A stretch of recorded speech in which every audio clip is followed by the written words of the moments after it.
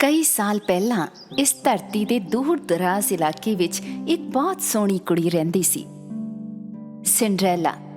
ਉਹਦੀ मां ਨੂੰ गुजरे बहुत साल हो गए सी। ਉਹਦੇ ਪਿਓ ਨੇ ਹੀ ਉਹਨੂੰ ਪਾਲ ਪੋਸ ਕੇ ਵੱਡਾ ਕੀਤਾ ਸੀ। जद सिंड्रेला ਦੇ पिता जी ने दूजा ਵਿਆਹ ਕੀਤਾ ਤਾਂ ਉਹਦੇ ਜੀਵਨ ਵਿੱਚ ਬਹੁਤ ਬਦਲਾਅ ਆਇਆ। उसके प्यो की नवीं घर वाली ते उहदी 2 बेटियां मतरे प्यो के घर रहन वास्ते आ गए। पहली बार जदों वो मिले उदों तो ही मतरेई मां नूं सिंड्रेला एक अख नहीं पाती सी। ओ ते उहदियां बेटियां सिंड्रेला की खूबसूरती नूं वेख के अते दयालु दिल तो बहुत जलन करते सी। सिंड्रेला दीयां भैणां सिंड्रेला जिन्नियां सोहणियां नहीं सन। ऐना ही नहीं, ਉਹ ਦੋਵੇਂ बहुत ही गुस्से वालियां ते विगड़ियां होईयां भी सी। एक दिन किसी काम करके सिंड्रेला दे प्यो नूं लंबी यात्रा ते जाना पिया अते यही ਉਹ ਸਮਾਂ ਸੀ जद सिंड्रेला दी मतरेई मां ते ਉਹਦੀਆਂ ਭੈਣਾਂ ਨੇ ਉਹਦੇ ਜੀਵਨ ਨੂੰ ਨਰਕ ਬਣਾ ਦਿੱਤਾ। जद सिंड्रेला बगीचे विच अपने प्यारे पंछियां नाल गल्लां कर रही सी तां ਉਹਦੀ मतरेई मां ਉਹਦੇ कोल आई। ਅੱਜ ਤੋਂ ਬਾਅਦ ਤੂੰ ਇਸ ਬਾਲਕਨੀ ਵਿੱਚ ਰਹੇਂਗੀ, ਘਰ ਦੇ ਸਾਰੇ ਕੰਮ ਕਰੇਂਗੀ ਤੇ ਮੈਨੂੰ ਤੇਰਾ ਇਹਨਾਂ ਕੱਪੜਿਆਂ ਵਿੱਚ ਘੁੰਮਣਾ ਫਿਰਨਾ ਬਿਲਕੁਲ ਵੀ ਪਸੰਦ ਨਹੀਂ। ਸਿੰਡਰੇਲਾ ਨੂੰ ਪਤਾ ਨਹੀਂ ਸੀ ਇਸ ਤੇ ਕੀ ਜਵਾਬ ਦੇਵੇ। ਬੇਬਸ ਰੂਪ ਵਿੱਚ ਜਿਵੇਂ ਉਹਨੂੰ ਕਿਹਾ ਗਿਆ ਉਹਨੇ ਕੀਤਾ। ਉਸਨੇ ਆਪਣੀਆਂ ਚੀਜ਼ਾਂ ਚੱਕੀਆਂ ਤੇ ਬਾਲਕਨੀ ਵਿੱਚ ਚਲੀ ਗਈ। ਉਸ ਦਿਨ ਤੋਂ ਬਾਅਦ ਤੋਂ ਸਿੰਡਰੇਲਾ ਘਰ ਦੇ ਸਾਰੇ ਕੰਮ ਆਪ ਹੀ ਕਰ ਲਿਆ ਕਰਦੀ ਸੀ। ਉਹ ਬਹੁਤ ਥੱਕ ਜਾਂਦੀ, पर ना ही ਉਹਦੀ ਮਤਰੇਈ ਮਾਂ ਤੇ ਨਾ ਹੀ ਮਤਰੇਈ ਭੈਣਾਂ ਨੂੰ ਉਹਦੇ ਤੇ ਕੋਈ ਦਇਆ ਆਂਦੀ। ਫਰਸ਼ ਨੂੰ ਦੁਬਾਰਾ ਚੰਗੀ ਤਰ੍ਹਾਂ ਸਾਫ਼ ਕਰ, ਕੀ ਤੈਨੂੰ ਕੋਈ ਮਿੱਟੀ ਨਜ਼ਰ ਨਹੀਂ ਆਂਦੀ? ਕੀ ਤੂੰ ਹਾਲੇ ਤੱਕ ਕੱਪੜੇ ਵੀ ਨਹੀਂ ਧੋਤੇ? ਮੇਰੇ ਕੋਲ ਪਾਉਣ ਦੇ ਲਈ ਕੋਈ ਚੰਗੀ ਡਰੈਸ ਨਹੀਂ ਹੈਗੀ। ਸਿੰਡਰੇਲਾ ਦੇ ਕੋਲ ਚੂਹਿਆਂ ਅਤੇ ਖਿੜਕੀ ਤੇ ਆ ਕੇ ਬਹਿਣ ਵਾਲੇ ਪੰਛੀਆਂ ਤੋਂ ਇਲਾਵਾ ਕੋਈ ਦੋਸਤ ਨਹੀਂ ਸੀ। ਸਰਦੀ ਤੋਂ ਬਚਣ ਦੇ ਲਈ ਰਾਤ ਦੇ ਵੇਲੇ ਸਿੰਡਰੇਲਾ ਥੱਲੇ ਚਿਮਨੀ ਦੇ ਕੋਲ ਜਾ ਕੇ ਸੇਕ ਲੈਂਦੀ ਤੇ ਉੱਥੇ ਹੀ ਸੋ ਜਾਂਦੀ। ਇੰਝ ਹੀ ਦਿਨ ਗੁਜ਼ਰਦੇ ਗਏ। ਇੱਕ ਦਿਨ ਸ਼ਹਿਰ ਵਿੱਚ ਰਾਜ ਵੱਲੋਂ ਇੱਕ ਮੁਨਾਦੀ ਕੀਤੀ ਗਈ। ਸਾਡੇ ਰਾਜਕੁਮਾਰ ਵੱਲੋਂ ਮਹਿਲ ਵਿੱਚ ਇੱਕ ਦਾਵਤ ਦਾ ਇੰਤਜ਼ਾਮ ਕੀਤਾ ਗਿਆ ਹੈ। ਵਿਆਹ ਦੇ ਲਈ ਲਾਇਕ ਸਾਰੀ ਕੁੜੀਆਂ ਨੂੰ ਇਸ ਦਾਵਤ ਵਿੱਚ ਆਉਣ ਦਾ ਨਿਯੋਤਾ ਦਿੱਤਾ ਜਾਂਦਾ ਹੈ। ਜਿਵੇਂ ਹੀ ਮਤਰੇਈ ਭੈਣਾਂ ਨੇ ਇਹ ਗੱਲ ਸੁਣੀ, ਉਹ ਭੱਜਦੇ ਹੋਏ ਘਰ ਗਈਆਂ ਅਤੇ ਆਪਣੀ ਮਾਂ ਨੂੰ ਇਸ ਬਾਰੇ ਦੱਸਿਆ।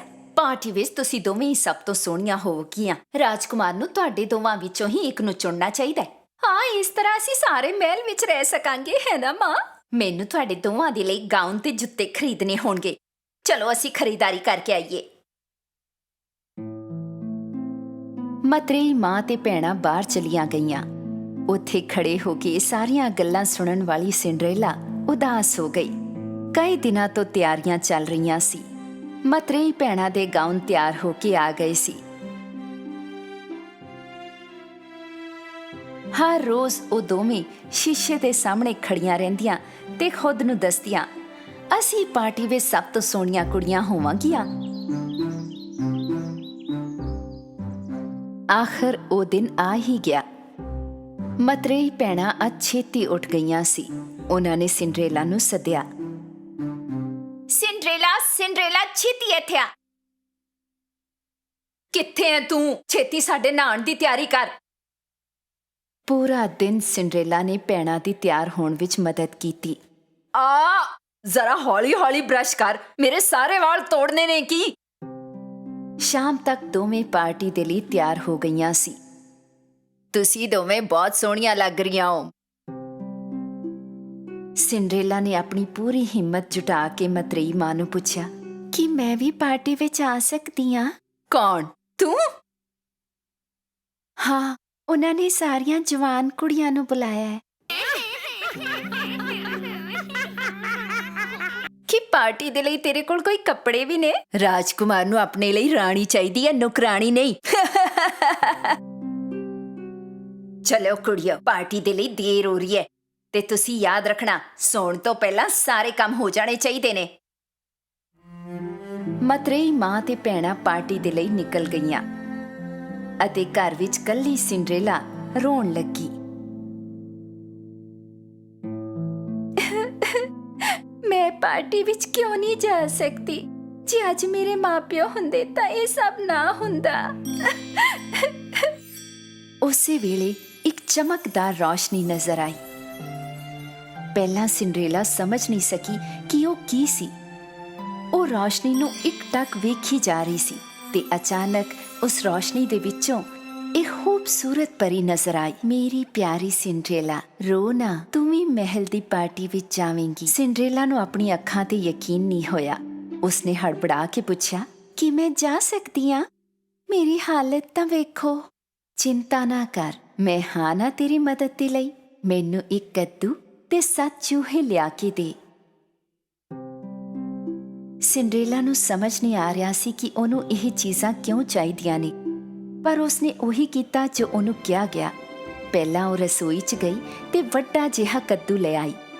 ਫਿਰ ਉਹ ਬਾਲਕਨੀ ਵਿੱਚ ਗਈ ਤੇ ਆਪਣੇ ਚੂਹੇ ਦੋਸਤਾਂ ਨੂੰ ਲੈ ਕੇ ਫਿਰ ਤੋਂ ਥੱਲੇ ਆਈ।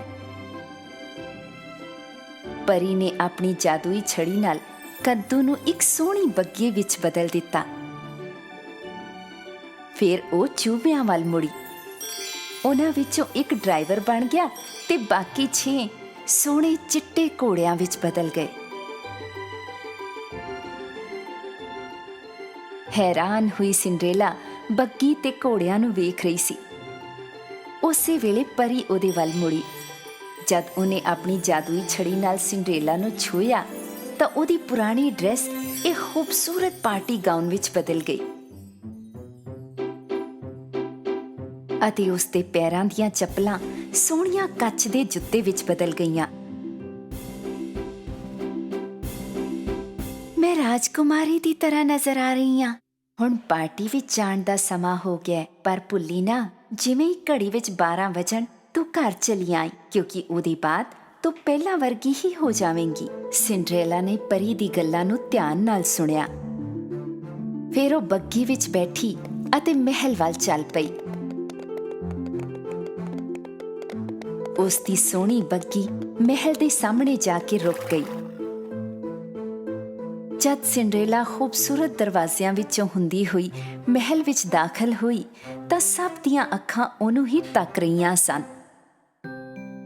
ਉਹ ਬਹੁਤ ਸੋਹਣੀ ਤੇ ਖਾਨਦਾਨੀ ਨਜ਼ਰ ਆ ਰਹੀ ਸੀ। ਉਹਦੀ ਮਤਰੇਈ ਮਾਂ ਤੇ ਮਤਰੇਈ ਭੈਣਾਂ ਵੀ ਐਨੀ ਸੋਹਣੀ ਕੁੜੀ ਨੂੰ ਵੇਖਦੀਆਂ ਹੀ ਰਹਿ ਗਈਆਂ। ਉਹ ਉਹਨੂੰ ਪਛਾਣ ਵੀ ਨਹੀਂ ਸਕੀਆਂ। ਅਚਾਨਕ ਪੌੜੀਆਂ ਤੇ ਰਾਜਕੁਮਾਰ ਨਜ਼ਰ ਆਇਆ। ਸਿੰਡਰੇਲਾ ਸੱਚਮੁੱਚ ਪਾਰਟੀ ਵਿੱਚ ਮੌਜੂਦ ਸਾਰੀ ਕੁੜੀਆਂ ਵਿੱਚੋਂ ਸਭ ਤੋਂ ਸੋਹਣੀ ਲੱਗ ਰਹੀ ਸੀ। ਰਾਜਕੁਮਾਰ ਨੂੰ ਪਹਿਲੀ ਨਜ਼ਰ ਵਿੱਚ ਇਸ ਐਨੀ ਸੋਹਣੀ ਕੁੜੀ ਨਾਲ ਪਿਆਰ ਹੋ ਗਿਆ। ਸਾਰੇ ਉਹਨੂੰ ਬੜੀ ਉਤਸੁਕਤਾ ਨਾਲ ਵੇਖ ਰਹੇ ਸੀ। ਰਾਜਕੁਮਾਰ ਹੌਲੀ-ਹੌਲੀ ਅੱਗੇ ਵਧਿਆ। ਮਤਰੇਈ ਭੈਣਾਂ ਬਹੁਤ ਖੁਸ਼ ਹੋਈਆਂ ਇਹ ਸੋਚ ਕੇ ਕਿ ਰਾਜਕੁਮਾਰ ਉਹਨਾਂ ਵੱਲ ਵੱਧ ਰਿਹਾ ਹੈ। ਉਹ ਮੇਰੇ ਵੱਲ ਆ ਰਿਹਾ ਹੈ। ਨਹੀਂ, ਉਹ ਮੇਰੇ ਕੋਲ ਆ ਰਿਹਾ ਹੈ। ਪਰ ਰਾਜਕੁਮਾਰ ਅੱਗੇ ਵਧਿਆ ਤੇ ਸਿੱਧਾ ਸਿੰਡਰੇਲਾ ਦੇ ਸਾਹਮਣੇ ਰੁਕ ਗਿਆ। हे ਸੁੰਦਰੀਏ, ਕੀ ਤੂੰ ਮੇਰੇ ਨਾਲ ਨੱਚਣਾ ਪਸੰਦ ਕਰੇਂਗੀ? ਸਿੰਡਰੇਲਾ ਨੇ ਬੜੇ ਅਦਬ ਨਾਲ ਹਾਂ ਕਿਹਾ। ਰਾਜਕੁਮਾਰ ਤੇ ਸਿੰਡਰੇਲਾ ਨੇ ਉਤਸੁਕਤਾ ਨਾਲ ਵੇਖ ਰਹੇ ਸਾਰੇ ਮਹਿਮਾਨਾਂ ਦੇ ਵਿੱਚ ਨੱਚਣਾ ਸ਼ੁਰੂ ਕੀਤਾ। ਸਿੰਡਰੇਲਾ ਸੰਗੀਤ ਤੇ ਨ੍ਰਿਤਯ ਤੋਂ ਇੰਨੀ ਪ੍ਰਭਾਵਿਤ ਹੋ ਗਈ ਕਿ ਉਹਨੂੰ ਲੱਗਿਆ ਜਿਵੇਂ ਮਹਿਲ ਵਿੱਚ ਰਾਜਕੁਮਾਰ ਤੇ ਉਹ ਬਸ ਦੋਵੇਂ ਹੀ ਨੇ। ਉਹ ਦੋਵੇਂ ਦੇਰ ਰਾਤ ਤੱਕ ਨੱਚਦੇ ਰਹੇ। ਸਿੰਡਰੇਲਾ ਨੂੰ ਪਤਾ ਹੀ ਨਹੀਂ ਚੱਲਿਆ ਕਿ ਕਿੰਨਾ ਵਕਤ ਗੁਜ਼ਰ ਗਿਆ ਹੈ। ਅਚਾਨਕ ਉਸ ਦੀ ਨਜ਼ਰ ਘੜੀ ਤੇ ਪਈ। ਅੱਧੀ ਰਾਤ ਹੋ ਚੁੱਕੀ ਸੀ। ਉਸੇ ਵੇਲੇ ਸਿੰਡਰੇਲਾ ਨੂੰ ਪਰੀ ਦੀ ਚੇਤਾਵਨੀ ਯਾਦ ਆਈ, ਜਿਵੇਂ ਹੀ ਘੜੀ ਵਿੱਚ 12 ਵਜਣ ਤੂੰ ਘਰ ਆ ਜਾਵੀਂ, ਕਿਉਂਕਿ ਉਸ ਦੇ ਬਾਅਦ ਤੂੰ ਪਹਿਲਾਂ ਵਰਗੀ ਹੋ ਜਾਵੇਂਗੀ। ਹੜਬੜੀ ਵਿੱਚ ਉਸਨੇ ਰਾਜਕੁਮਾਰ ਨੂੰ ਉੱਥੇ ਹੀ ਛੱਡਿਆ ਤੇ ਭੱਜਣ ਲੱਗੀ। ਜਦੋਂ ਮਹਿਲ ਦੀਆਂ ਪੌੜੀਆਂ ਉਤਰ ਰਹੀ ਸੀ, ਉਸਦੀ ਇੱਕ ਜੁੱਤੀ ਉੱਥੇ ਹੀ ਰਹਿ ਗਈ ਤੇ ਉਹਦੇ ਕੋਲ ਉਸਨੂੰ ਵਾਪਸ ਲੈਣ ਜਾਣ ਦਾ ਵੀ ਸਮਾਂ ਨਹੀਂ ਸੀ। ਜਿਵੇਂ ਹੀ ਉਹ ਬਾਹਰ ਪਹੁੰਚੀ, ਘੜੀ ਵਿੱਚ 12 ਵੱਜ ਗਏ ਅਤੇ ਫਿਰ ਤੋਂ ਸਭ ਕੁਝ ਉਵੇਂ ਹੀ ਹੋ ਗਿਆ ਜਿਵੇਂ ਪਹਿਲਾਂ ਸੀ। ਜਦ ਰਾਜਕੁਮਾਰ ਉਹਦੇ ਪਿੱਛੇ ਭੱਜਿਆ ਤਾਂ ਉਸਨੂੰ ਉਹ ਜੁੱਤੀ ਪੌੜੀਆਂ ਤੇ ਮਿਲੀ। ਲੱਭੋ ਕਿ ਇਸ ਜੁੱਤੀ ਦੀ ਮਾਲਕਨ ਕੌਣ ਹੈ, ਫਿਰ ਭਾਵੇਂ ਰਾਜ ਦੀ ਹਰੇਕ ਕੁੜੀ ਨੂੰ ਮਿਲਣਾ ਪਵੇ, ਉਸ ਨੂੰ ਲੱਭ ਕੇ ਲਿਆਓ। ਸਿੰਡਰੇਲਾ ਸਾਹ ਚੜੇ ਹੋਏ ਘਰ ਪਹੁੰਚੀ ਤੇ ਸਿੱਧੀ ਬਾਲਕਨੀ ਵਿੱਚ ਗਈ। ਉਹ ਰਾਜਕੁਮਾਰ ਦੇ ਨਾਲ ਗੁਜ਼ਾਰੇ ਗਏ ਸਮੇਂ ਬਾਰੇ ਸੋਚਣ ਲੱਗੀ। ਉਸਨੂੰ ਪਤਾ ਸੀ ਕਿ ਉਹਦੇ ਕੋਲ ਕੋਈ ਮੌਕਾ ਨਹੀਂ ਹੈ, ਪਰ ਫਿਰ ਵੀ ਉਸਨੂੰ ਰਾਜਕੁਮਾਰ ਨਾਲ ਪਿਆਰ ਹੋ ਗਿਆ ਸੀ। ਰਾਜਕੁਮਾਰ ਦੇ ਲਈ ਉਸ ਕੁੜੀ ਨੂੰ ਲੱਭਣਾ ਨਾਮੁਮਕਿਨ ਸੀ ਤੇ ਜੇ ਉਹ ਲੱਭ ਵੀ ਲੈਂਦਾ ਤਾਂ ਵੀ ਪਛਾਣ ਨਹੀਂ ਸਕਣਾ ਸੀ। ਰਾਜਕੁਮਾਰ ਦੇ ਆਦਮੀ ਰਾਜ ਦੇ ਘਰ ਘਰ ਜਾ ਕੇ ਉਸ ਜੁੱਤੀ ਦੀ ਮਾਲਕਣ ਨੂੰ ਲੱਭਣ ਲੱਗੇ, ਪਰ ਉਹ ਜੁੱਤੀ ਕਿਸੇ ਵੀ ਕੁੜੀ ਦੇ ਪੈਰ ਵਿੱਚ ਫਿੱਟ ਨਹੀਂ ਆ ਰਹੀ ਸੀ।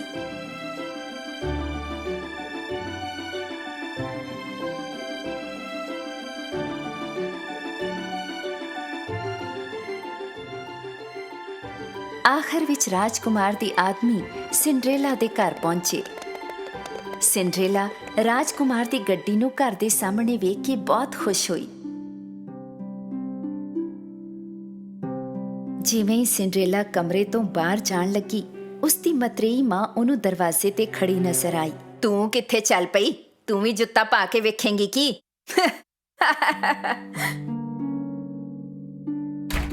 ਤਾਨਾ ਮਾਰਦੇ ਹੋਏ ਹੱਸਦੇ ਹੋਏ ਮਤਰੇਈ ਮਾਂ ਨੇ ਬਾਲਕਨੀ ਦਾ ਦਰਵਾਜ਼ਾ ਬੰਦ ਕਰ ਦਿੱਤਾ। ਨਹੀਂ, ਕਿਰਪਾ ਕਰਕੇ ਦਰਵਾਜ਼ਾ ਖੋਲੋ, ਕਿਰਪਾ ਕਰਕੇ।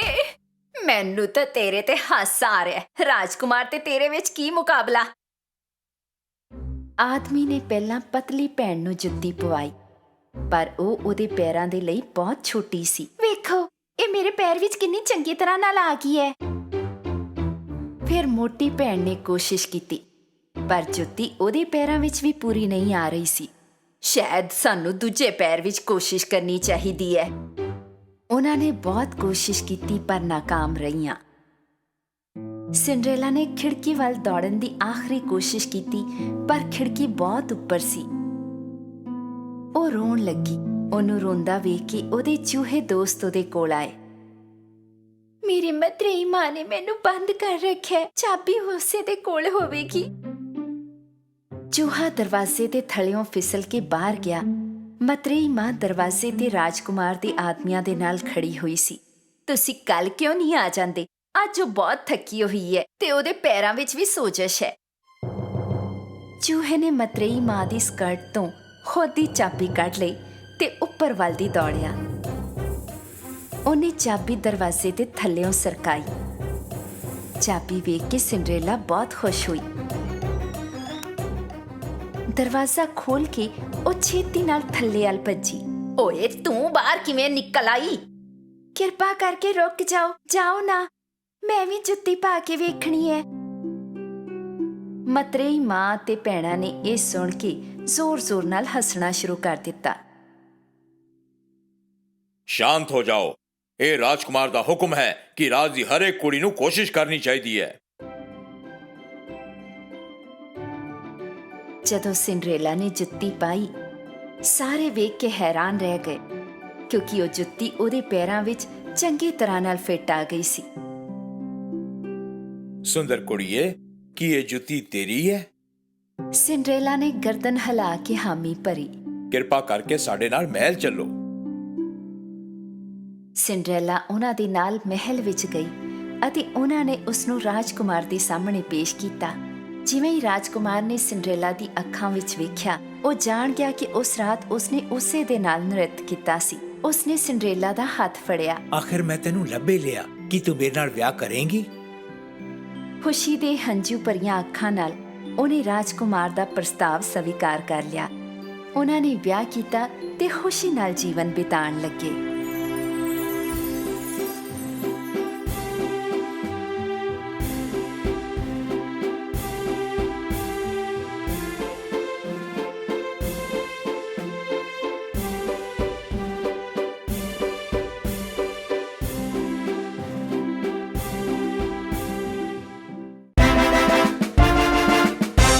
ਸਮੇਂ ਦੀ ਗੱਲ ਹੈ। ਇੱਕ ਰਾਜਾ ਸੀ ਜੋ ਆਪਣੀ 12 ਸੋਹਣੀਆਂ ਧੀਆਂ ਦੇ ਨਾਲ ਰਹਿੰਦਾ ਸੀ। ਉਹ 12 ਪ੍ਰਿੰਸੈਸ ਦੇ ਨਾਲ ਇੱਕ ਬਹੁਤ ਹੀ ਵੱਡੇ ਤੇ ਸੋਹਣੇ ਘਰ ਵਿੱਚ ਰਹਿੰਦਾ ਸੀ। ਰਾਜਾ ਆਪਣੀਆਂ ਧੀਆਂ ਦਾ ਪੂਰੇ ਦਿਲ ਨਾਲ ਖਿਆਲ ਰੱਖਦਾ ਸੀ ਅਤੇ ਜਦੋਂ ਵੀ ਉਹ ਰਾਤ ਨੂੰ ਸੌਣ ਜਾਂਦੀਆਂ ਸੀ ਤਾਂ ਉਹ ਕਿਸੇ ਨੂੰ ਬਾਹਰ ਜਾਣ ਦੀ ਇਜਾਜ਼ਤ ਨਹੀਂ ਦਿੰਦਾ ਸੀ। ਪਰ ਹਰ ਸਵੇਰੇ ਜਦੋਂ ਵੀ ਉਹ ਉੱਠਦੀਆਂ ਸੀ ਤਾਂ ਕੁਝ ਨਾ ਕੁਝ ਅਜੀਬ ਹੋ ਜਾਂਦਾ ਸੀ। ਇੰਜ ਲੱਗਦਾ ਸੀ ਜਿਵੇਂ ਉਹਨਾਂ ਪ੍ਰਿੰਸੈਸਿਸ ਦੀਆਂ ਜੁੱਤੀਆਂ ਨੂੰ ਕਿਸੇ ਨੇ ਸਾਰੀ ਰਾਤ ਪਾ ਕੇ ਨੱਚ ਕੇ ਰੱਖ ਦਿੱਤਾ ਹੋਵੇ। ਉਸ ਰਾਜਾ ਨੂੰ ਆਪਣੀ ਧੀਆਂ ਦੇ ਲਈ ਹਰ ਰੋਜ਼ ਨਵੀਆਂ ਜੁੱਤੀਆਂ ਖਰੀਦਣੀਆਂ ਪੈਂਦੀਆਂ ਸੀ ਅਤੇ ਅਗਲੇ ਹੀ ਦਿਨ ਉਹ ਸਾਰੀਆਂ ਜੁੱਤੀਆਂ ਫਿਰ ਤੋਂ ਇਸਤੇਮਾਲ ਕੀਤੀਆਂ ਹੁੰਦੀਆਂ ਸੀ। ਨਾ ਤੇ ਰਾਜਾ ਤੇ ਨਾ ਹੀ ਉਹਨਾਂ ਦੇ ਮਹਿਲ ਦੇ ਸਿਪਾਹੀ ਇਸ ਜੁੱਤੀਆਂ ਦੇ ਰਾਜ਼ ਨੂੰ ਸੁਲਝਾ ਪਾ ਰਹੇ ਸੀ। ਇਹ ਕਿਵੇਂ ਹੋ ਸਕਦਾ ਹੈ? ਕਿਵੇਂ ਇਹ ਜੁੱਤੀਆਂ ਦੀਆਂ ਜੋੜੀਆਂ ਇੱਕ ਹੀ ਰਾਤ ਵਿੱਚ ਪਾਈਆਂ ਹੋਈਆਂ ਲੱਗ ਰਹੀਆਂ ਹਨ? ਹੁਜ਼ੂਰ, ਸਾਨੂੰ ਵੀ ਸਮਝ ਨਹੀਂ ਆ ਰਿਹਾ। ਆਖਿਰ 'ਚ ਰਾਜਾ ਨੇ ਕਿਹਾ, ਜੋ ਵੀ ਕੋਈ ਮੇਰੀ ਬੇਟੀਆਂ ਦੀਆਂ ਜੁੱਤੀਆਂ ਦਾ ਰਾਜ਼ ਸੁਲਝਾਵੇਗਾ ਉਸ ਦਾ ਵਿਆਹ ਮੈਂ ਆਪਣੀ ਕਿਸੇ ਵੀ ਇੱਕ ਧੀ ਨਾਲ ਕਰਵਾ ਦਿਆਂਗਾ। ਉਸ ਨੂੰ ਆਪਣਾ ਜਵਾਈ ਬਣਾ ਲਵਾਂਗਾ ਤੇ ਮੇਰੇ ਮਰਨ ਤੋਂ ਬਾਅਦ ਉਹੀ ਰਾਜਾ ਬਣੇਗਾ ਤੇ ਉਸ ਬੰਦੇ ਦੇ ਕੋਲ ਸਿਰਫ 3 ਦਿਨ ਤੇ 3 ਰਾਤਾਂ ਦਾ ਸਮਾਂ ਹੋਵੇਗਾ, ਨਹੀਂ ਤਾਂ ਉਸ ਨੂੰ ਆਪਣੀ ਬਾਕੀ ਜ਼ਿੰਦਗੀ ਜੇਲ੍ਹ ਵਿੱਚ ਕੱਟਣੀ ਪਵੇਗੀ। ਉਸ ਰਾਜ ਦੇ ਬਹੁਤ ਸਾਰੇ ਨੌਜਵਾਨ ਅਤੇ ਦੂਜੇ ਦੇਸ਼ਾਂ ਦੇ ਰਾਜਕੁਮਾਰ ਵੀ ਮਹਿਲ ਵਿੱਚ ਇਸ ਕੰਮ ਦੇ ਲਈ ਆਏ। ਕਈ ਦਿਨਾਂ ਤੱਕ ਉਹ ਉਹਨਾਂ 12 ਪ੍ਰਿੰਸੈਸ ਦੇ ਕਮਰੇ ਦੇ ਦਰਵਾਜ਼ੇ ਦੇ ਬਾਹਰ ਪਹਿਰਾ ਲਾਈ ਬੈਠੇ ਰਹੇ, ਪਰ ਸਮਾਂ ਗੁਜ਼ਰਦਾ ਗਿਆ ਤੇ ਕੋਈ ਵੀ ਇਸ ਰਾਜ਼ ਨੂੰ ਸੁਲਝਾ ਨਹੀਂ ਸਕਿਆ ਤੇ ਜੁੱਤੀਆਂ ਇਸੇ ਤਰ੍ਹਾਂ ਹਰ ਰਾਤ ਨੂੰ ਪਾਈਆਂ ਹੋਈਆਂ ਹੁੰਦੀਆਂ ਸਨ। ਆਖਰਕਾਰ ਇੱਕ ਨੇਕ ਦਿਲ ਦਾ ਨੌਜਵਾਨ ਇਸ ਕੰਮ ਦੇ ਲਈ ਅੱਗੇ ਆਇਆ ਤੇ ਫਿਰ ਉਹ ਮਹਿਲ ਦੇ ਵੱਲ ਚੱਲ ਪਿਆ। ਰਸਤੇ ਵਿੱਚ ਉਹ ਇੱਕ ਬੁੱਢੀ ਜਨਾਨੀ ਨੂੰ ਮਿਲਿਆ ਜੋ ਬਹੁਤ ਹੀ ਗਰੀਬ ਨਜ਼ਰ ਆ ਰਹੀ ਸੀ। ਮੇਰੇ ਪਿਆਰੇ ਪੁੱਤਰ, ਮੈਨੂੰ ਬਹੁਤ ਭੁੱਖ ਲੱਗੀ ਹੈ, ਕੀ ਤੂੰ ਮੈਨੂੰ ਖਾਣ ਲਈ ਕੁਝ ਦੇਵੇਂਗਾ? ਉਸ ਗੱਭਰੂ ਨੌਜਵਾਨ ਨੇ ਆਪਣੇ ਬੈਗ ਵਿੱਚ ਪਿਆ ਸਾਰਾ ਖਾਣਾ ਉਸ ਗਰੀਬ ਬੁੱਢੀ ਜਨਾਨੀ ਨੂੰ ਦੇ ਦਿੱਤਾ। ਉਹ ਜਨਾਨੀ ਬਹੁਤ ਖੁਸ਼ ਹੋ ਗਈ ਕਿਉਂਕਿ ਉਸ ਤੋਂ ਪਹਿਲਾਂ ਉੱਥੋਂ ਜਿੰਨੇ ਵੀ ਲੋਕੀ ਗੁਜ਼ਰੇ ਸਨ ਉਹਨਾਂ ਵਿੱਚੋਂ ਕਿਸੇ ਨੇ ਵੀ ਉਸ ਨੂੰ ਕੁਝ ਨਹੀਂ ਦਿੱਤਾ ਸੀ। ਉਹ ਜਨਾਨੀ ਜਾਣਦੀ ਸੀ ਕਿ ਇਹ ਨੌਜਵਾਨ ਬਾਕੀ ਲੋਕਾਂ ਨਾਲੋਂ ਵੱਖ ਹੈ, ਇਸ ਲਈ ਉਸਨੇ ਖਾਣੇ ਦੇ ਬਦਲੇ ਉਸ ਨੌਜਵਾਨ ਨੂੰ ਇੱਕ ਜਾਦੂਈ ਕੇਪ ਦਿੱਤਾ। ਇਹ ਜਾਦੂਈ ਕੇਪ ਨੂੰ ਲੈ ਲੈ ਅਤੇ ਜਦੋਂ ਵੀ ਤੂੰ ਇਹਨੂੰ ਪਾਵੇਂਗਾ ਤੂੰ ਅਦ੍ਰਿਸ਼ ਹੋ ਜਾਵੇਂਗਾ। ਜਦੋਂ ਰਾਤ ਨੂੰ 12 ਵੱਜਣਗੇ ਤਾਂ ਤੂੰ ਇਸ ਕੇਪ ਨੂੰ ਪਾ ਕੇ ਗਾਇਬ ਹੋ ਜਾਵੀਂ। ਇਸ ਤਰ੍ਹਾਂ ਤੂੰ ਉਹਨਾਂ ਜੁੱਤੀਆਂ ਦੇ ਰਾਜ਼ ਨੂੰ ਸੁਲਝਾਉਣ ਵਿੱਚ ਕਾਮਯਾਬ ਹੋ ਜਾਵੇਂਗਾ। ਪਰ ਧਿਆਨ ਰਵੇ, ਉਹ ਪ੍ਰਿੰਸੈਸਿਸ ਤੈਨੂੰ ਕੁਝ ਵੀ ਪੀਣ ਨੂੰ ਦੇਣ ਤਾਂ ਉਹਨੂੰ ਨਾ ਪੀਵੀਂ। ਉਹ ਨੌਜਵਾਨ ਉਸ ਕੇਪ ਨੂੰ ਲੈ ਕੇ ਮਹਿਲ ਦੇ ਵੱਲ ਚੱਲ ਪਿਆ ਅਤੇ ਜਦੋਂ ਉਹ ਮਹਿਲ ਵਿੱਚ ਪਹੁੰਚਿਆ ਉਸਨੇ ਕਿਹਾ ਕਿ ਉਹ ਜੁੱਤੀਆਂ ਦੇ ਰਾਜ਼ ਨੂੰ ਸੁਲਝਾਉਣ ਆਇਆ ਹੈ। ਪਹਿਲੇ ਦਿਨ ਜਦੋਂ ਉਹਨਾਂ ਪ੍ਰਿੰਸੈਸ ਦੇ ਦਰਵਾਜ਼ੇ ਦੇ ਬਾਹਰ ਪਹਿਰਾ ਦੇ ਰਿਹਾ ਸੀ ਉਦੋਂ ਹੀ ਸਭ ਤੋਂ ਵੱਡੀ ਪ੍ਰਿੰਸੈਸ ਇੱਕ ਗਲਾਸ ਵਿੱਚ ਨਿੰਬੂ ਸ਼ਰਬਤ ਲੈ ਕੇ ਬਾਹਰ ਆਈ। ਤੁਹਾਨੂੰ ਪਿਆਸ ਲੱਗੀ ਹੋਵੇਗੀ ਨਾ? ਅਸੀਂ ਇਹ ਨਿੰਬੂ ਸ਼ਰਬਤ ਖਾਸ ਤੁਹਾਡੇ ਲਈ ਬਣਾਇਆ ਹੈ, ਇਹਨੂੰ ਸਵੀਕਾਰ ਕਰੋ। ਉਹ ਨੌਜਵਾਨ ਉਸ ਬੁੱਢੀ ਜਨਾਨੀ ਦੀ ਚੇਤਾਵਨੀ ਨੂੰ ਭੁੱਲ ਗਿਆ ਅਤੇ ਉਸਨੇ ਉਹ ਸ਼ਰਬਤ ਪੀ ਲਿਆ। ਸ਼ਰਬਤ ਨੂੰ ਪੀਂਦੇ ਸਾਰ ਉਹ ਗਹਿਰੀ ਨੀਂਦ ਵਿੱਚ ਚਲਾ ਗਿਆ। ਪੂਰੀ ਰਾਤ ਉਹ ਖਰਾਟੇ ਮਾਰਦੇ ਹੋਏ ਇੱਕ ਕਮਰੇ ਵਿੱਚ ਸੌਂ ਗਿਆ ਜੋ ਉਹਨਾਂ ਪ੍ਰਿੰਸੈਸ ਨੇ ਉਹਦੇ ਲਈ ਬਣਾ ਕੇ ਰੱਖਿਆ ਹੋਇਆ ਸੀ।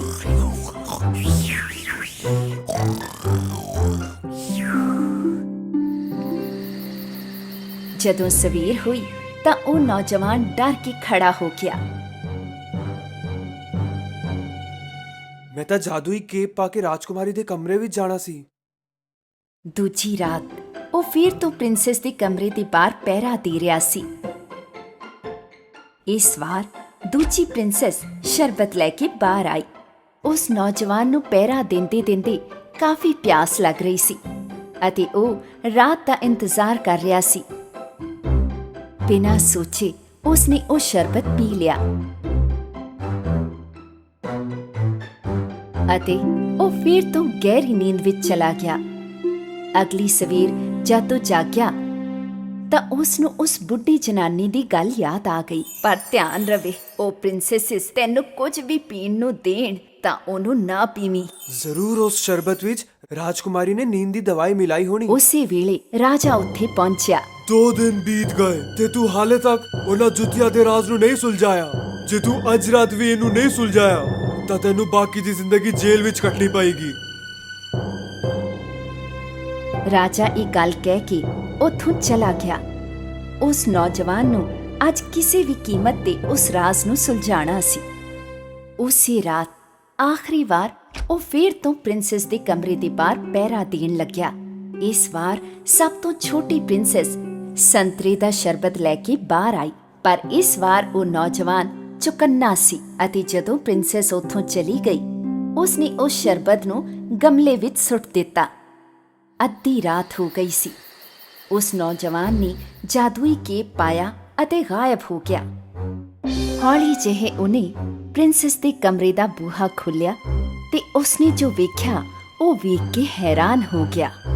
ਸਾਰੀਆਂ ਪ੍ਰਿੰਸੈਸ ਆਪਣੇ ਸਭ ਤੋਂ ਸੋਹਣੇ ਬਾਲ ਗਾਊਨਸ ਪਾ ਕੇ, ਵਾਲਾਂ ਨੂੰ ਸੰਵਾਰ ਕੇ, ਮੇਕਅਪ ਕਰਕੇ ਨਵੀਆਂ ਜੁੱਤੀਆਂ ਪਾਈਆਂ ਹੋਈਆਂ ਸੀ। ਚਲੋ ਵੇਖਦੇ ਹਾਂ ਕਿ ਉਹ ਨੌਜਵਾਨ ਸੌਂ ਗਿਆ ਕਿ ਨਹੀਂ। ਇੱਕ ਪ੍ਰਿੰਸੈਸ ਨੇ ਦਰਵਾਜ਼ਾ ਖੋਲ੍ਹ ਕੇ ਬਾਹਰ ਝਾਂਕਿਆ ਅਤੇ ਦੂਜੀ ਨੇ ਦੀਵਾਰ ਤੇ ਆਪਣੇ ਕੰਨ ਲਾਏ।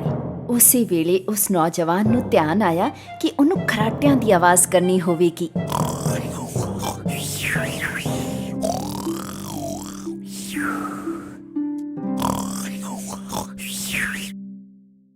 ਸਭ ਤੋਂ ਵੱਡੀ ਪ੍ਰਿੰਸੈਸ ਨੇ ਬੈੱਡ ਨੂੰ ਇੱਕ ਪਾਸੇ ਸਰਕਾ ਦਿੱਤਾ ਅਤੇ 3 ਵਾਰ ਤਾੜੀ ਵਜਾਈ। ਬੈੱਡ ਦੇ ਦੂਜੇ ਪਾਸਿਓਂ ਇੱਕ ਲੁਕਿਆ ਹੋਇਆ ਰਸਤਾ ਖੁੱਲ ਗਿਆ। ਉਸ ਨੌਜਵਾਨ ਨੂੰ ਆਪਣੀਆਂ ਅੱਖਾਂ ਤੇ ਵਿਸ਼ਵਾਸ ਨਹੀਂ ਹੋ ਰਿਹਾ ਸੀ। ਇੱਕ ਕਰਕੇ ਸਾਰੀ ਪ੍ਰਿੰਸੈਸ ਉਸ ਰਸਤੇ ਤੋਂ ਬਾਹਰ ਗਈਆਂ ਅਤੇ ਨੌਜਵਾਨ ਵੀ ਉਹਨਾਂ ਦੇ ਪਿੱਛੇ ਚਲਾ ਗਿਆ। ਇਹ ਲੁਕਿਆ ਹੋਇਆ ਰਸਤਾ ਪੌੜੀਆਂ ਦੇ ਵੱਲ ਜਾ ਰਿਹਾ ਸੀ, ਜਿੱਥੋਂ 100 ਪੌੜੀਆਂ ਥੱਲੇ ਵੱਲ ਜਾ ਰਹੀਆਂ ਸਨ। ਉਦੋਂ ਹੀ ਉਸ ਨੌਜਵਾਨ ਦਾ ਪੈਰ ਗਲਤੀ ਨਾਲ ਇੱਕ ਪ੍ਰਿੰਸੈਸ ਦੀ ਸਕਰਟ ਤੇ ਪੈ ਗਿਆ। ਓਹ, ਕਿਸੇ ਨੇ ਮੇਰੀ ਸਕਰਟ ਤੇ ਪੈਰ ਰੱਖਿਆ। ਓਹੋ, ਪਾਗਲ ਉਤੋਂ ਹੀ ਹੋਣੀ। ਜਦੋਂ ਪੌੜੀਆਂ ਖਤਮ ਹੋ ਗਈਆਂ ਤਾਂ ਉਹ ਜੰਗਲ ਵਿੱਚ ਪਹੁੰਚ ਗਈਆਂ। ਉਹ ਉੱਚੇ ਦਰਖਤਾਂ ਵਿੱਚੋਂ ਗੁਜ਼ਰ ਰਹੀਆਂ ਸਨ, ਜਿਨ੍ਹਾਂ ਦੀਆਂ ਸੋਹਣੀਆਂ ਚਿੱਟੀਆਂ ਡਾਲਾਂ ਸਨ। ਨੌਜਵਾਨ ਨੇ ਇੱਕ ਡਾਲ ਤੋੜੀ ਤੇ ਉਹਨਾਂ ਦਾ ਪਿੱਛਾ ਕੀਤਾ। ਕਾਫੀ ਸਮਾਂ ਚੱਲਣ ਤੋਂ ਬਾਅਦ ਉਹ ਸਾਰੀਆਂ ਪ੍ਰਿੰਸੈਸ ਇੱਕ ਨਦੀ ਕਿਨਾਰੇ ਜਾ ਕੇ ਰੁਕ ਗਈਆਂ। ਉਸ ਨਦੀ ਵਿੱਚ 12 ਕਸ਼ਤੀਆਂ ਸਨ, ਜਿਨ੍ਹਾਂ ਵਿੱਚ 12 ਪ੍ਰਿੰਸ ਉਹਨਾਂ ਦੀ ਰਾਹ ਵੇਖ ਰਹੇ ਸੀ। ਉਹ ਸਾਰੀਆਂ ਪ੍ਰਿੰਸੈਸ ਕਸ਼ਤੀ ਵਿੱਚ ਜਾ ਕੇ ਬਹਿ ਗਈਆਂ ਅਤੇ ਉਹ ਨੌਜਵਾਨ ਆਖਰੀ ਕਸ਼ਤੀ ਵਿੱਚ ਬਹਿ ਗਿਆ। ਕਿਸ਼ਤੀ ਅੱਜ ਕੁਝ ਭਾਰੀ ਲੱਗ ਰਹੀ ਹੈ, ਜਿਵੇਂ ਕੋਈ ਹੋਰ ਵੀ ਇਹਦੇ ਵਿੱਚ ਬੈਠਿਆ ਹੋਵੇ। ਅਜੀਬ ਹੈ। ਸੁਪਨੇ ਵੇਖਣਾ ਬੰਦ ਕਰ। ਨਦੀ ਪਾਰ ਕਰਕੇ ਉਹ ਸਾਰੇ ਇੱਕ ਵੱਡੇ ਚਮਕਦਾਰ ਮਹਿਲ ਵਿੱਚ ਪਹੁੰਚੇ ਅਤੇ ਉਹਨਾਂ ਨੂੰ ਅੰਦਰੋਂ ਸੰਗੀਤ ਸੁਣਾਈ ਦੇ ਰਿਹਾ ਸੀ। ਜਦੋਂ ਉਸ ਨੌਜਵਾਨ ਨੇ ਬਾਰੀ ਤੋਂ ਤੱਕਿਆ, ਉਸਨੇ ਵੇਖਿਆ ਕਾਫੀ ਲੋਕ ਅੰਦਰ ਨੱਚ ਰਹੇ ਸੀ। ਜਿਵੇਂ ਹੀ ਸਾਰੀਆਂ ਪ੍ਰਿੰਸੈਸ ਮਹਿਲ ਦੇ ਅੰਦਰ ਗਈਆਂ, ਉਹ ਨੱਚਣ ਲੱਗੀਆਂ। ਉਹ ਨੱਚਦੇ ਨੱਚਦੇ ਥੱਕ ਗਈਆਂ, ਪਰ ਫਿਰ ਵੀ ਨੱਚਦੀਆਂ ਰਹੀਆਂ ਅਤੇ ਇਸੇ ਲਈ ਉਹਨਾਂ ਦੀਆਂ ਜੁੱਤੀਆਂ ਪਾਈਆਂ ਹੋਈਆਂ ਲੱਗ ਰਹੀਆਂ ਸੀ। ਨੌਜਵਾਨ ਆਪਣੀ ਭੁੱਖ ਨੂੰ ਬਰਦਾਸ਼ਤ ਨਹੀਂ ਕਰ ਪਾ ਰਿਹਾ ਸੀ, ਇਸੇ ਲਈ ਉਸਨੇ ਟੇਬਲ ਤੇ ਪਿਆ ਕੇਕ ਦਾ ਟੁਕੜਾ ਚੁੱਕ ਕੇ ਖਾ ਲਿਆ। ਸਭ ਤੋਂ ਛੋਟੀ ਪ੍ਰਿੰਸੈਸ ਨੇ ਇਹ ਵੇਖਿਆ। ਮੇਰਾ ਕੇਕ ਹਵਾ ਵਿੱਚ ਉੱਡ ਰਿਹਾ ਹੈ, ਜਿਵੇਂ ਕੋਈ ਅਦ੍ਰਿਸ਼ ਇਨਸਾਨ ਉਹਨੂੰ ਖਾ ਰਿਹਾ ਹੋਵੇ। ਬਕਵਾਸ ਬੰਦ ਕਰ।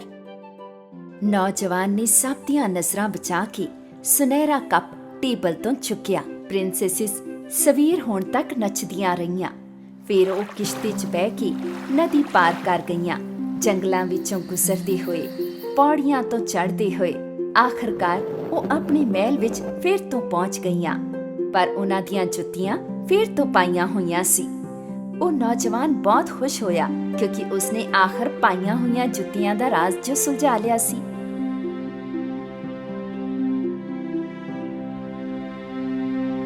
ਕੁਝ ਦੇਰ ਬਾਅਦ ਰਾਜਾ ਉਸ ਨੌਜਵਾਨ ਦੇ ਕੋਲ ਗਿਆ। ਤੇਰਾ ਵਕਤ ਅੱਜ ਖਤਮ ਹੋ ਗਿਆ। ਕੀ ਤੂੰ ਇਸ ਰਾਜ਼ ਨੂੰ ਸਮਝ ਸਕਿਆ? ਜੀ ਹਾਂ ਹੁਜ਼ੂਰ, ਮੈਨੂੰ ਪਤਾ ਚੱਲ ਗਿਆ। ਤੇ ਫਿਰ ਉਸਨੇ ਰਾਜਾ ਨੂੰ ਸਾਰੀ ਹਕੀਕਤ ਦੱਸੀ। ਰਾਜਾ ਨੇ ਪਹਿਲਾਂ ਉਹਦੀਆਂ ਗੱਲਾਂ ਤੇ ਵਿਸ਼ਵਾਸ ਨਹੀਂ ਕੀਤਾ, ਪਰ ਜਦੋਂ ਨੌਜਵਾਨ ਨੇ ਰਾਜਾ ਨੂੰ ਜੰਗਲ ਤੋਂ ਲਿੱਤੀ ਹੋਈ ਚਿੱਟੀ ਡਾਲ ਤੇ ਚਮਕਦਾਰ ਮਹਿਲ ਤੋਂ ਲਿੱਤਾ ਹੋਇਆ ਸੁਨਹਿਰਾ ਕੱਪ ਵਿਖਾਇਆ ਤਾਂ ਰਾਜਾ ਨੂੰ ਯਕੀਨ ਹੋ ਗਿਆ ਕਿ ਉਹ ਸੱਚ ਬੋਲ ਰਿਹਾ ਸੀ। ਅਤੇ ਫਿਰ ਰਾਜਾ ਨੇ ਆਪਣਾ ਵਚਨ ਨਿਭਾਉਂਦੇ ਹੋਏ ਉਸ ਨੌਜਵਾਨ ਨੂੰ ਆਪਣੀ ਪਸੰਦ ਦੀ ਪ੍ਰਿੰਸੈਸ ਚੁਣ ਕੇ ਉਸ ਦੇ ਨਾਲ ਵਿਆਹ ਕਰਨ ਦੀ ਇਜਾਜ਼ਤ ਦੇ ਦਿੱਤੀ। ਨੌਜਵਾਨ ਨੇ ਕਿਹਾ ਕਿ ਉਹਨੂੰ ਸਭ ਤੋਂ ਛੋਟੀ ਪ੍ਰਿੰਸੈਸ ਨਾਲ ਵਿਆਹ ਕਰਨਾ ਹੈ। ਉਹ 12 ਪ੍ਰਿੰਸੈਸਸ ਖੁਸ਼ ਨਹੀਂ ਸੀ ਕਿਉਂਕਿ ਉਹਨਾਂ ਦਾ ਰਾਜ਼ ਹੁਣ ਸਭ ਨੂੰ ਪਤਾ ਚੱਲ ਗਿਆ ਸੀ, ਪਰ ਉਹ ਨੌਜਵਾਨ ਅਤੇ ਛੋਟੀ ਪ੍ਰਿੰਸੈਸ ਵਿਆਹ ਕਰਕੇ ਹੱਸਦੇ ਖੇਡਦੇ ਆਪਣੀ ਜ਼ਿੰਦਗੀ ਗੁਜ਼ਾਰਨ ਲੱਗੇ।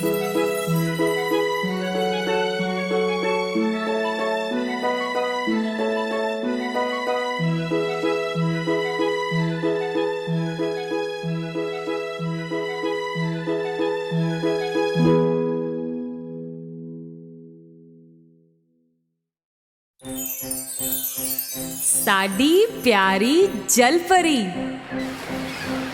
ਡੂੰਘੇ ਮਹਾਸਾਗਰਾਂ ਵਿੱਚ ਬਹੁਤ ਕੁਝ ਲੁਕਿਆ ਸੀ ਜਿਹਦੇ ਬਾਰੇ ਵਿੱਚ ਕੋਈ ਨਹੀਂ ਜਾਣਦਾ ਸੀ। ਵੱਡੀਆਂ ਵੱਡੀਆਂ ਵੇਲਸ, ਸ਼ਰਾਰਤੀ ਹੋਈਆਂ ਡੌਲਫਿਨਸ ਅਤੇ ਰੇਨਬੋ ਦੇ ਹਰ ਕਲਰ ਦੀਆਂ ਮੱਛੀਆਂ।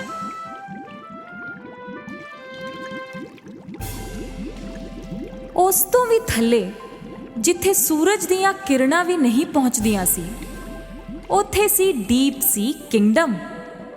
ਉੱਥੋਂ ਦੇ ਲੋਕੀ ਬਾਕੀ ਪ੍ਰਾਣੀਆਂ ਦੇ ਨਾਲ ਬੜੇ ਹੀ ਪ੍ਰੇਮ ਨਾਲ ਰਹਿੰਦੇ ਸੀ।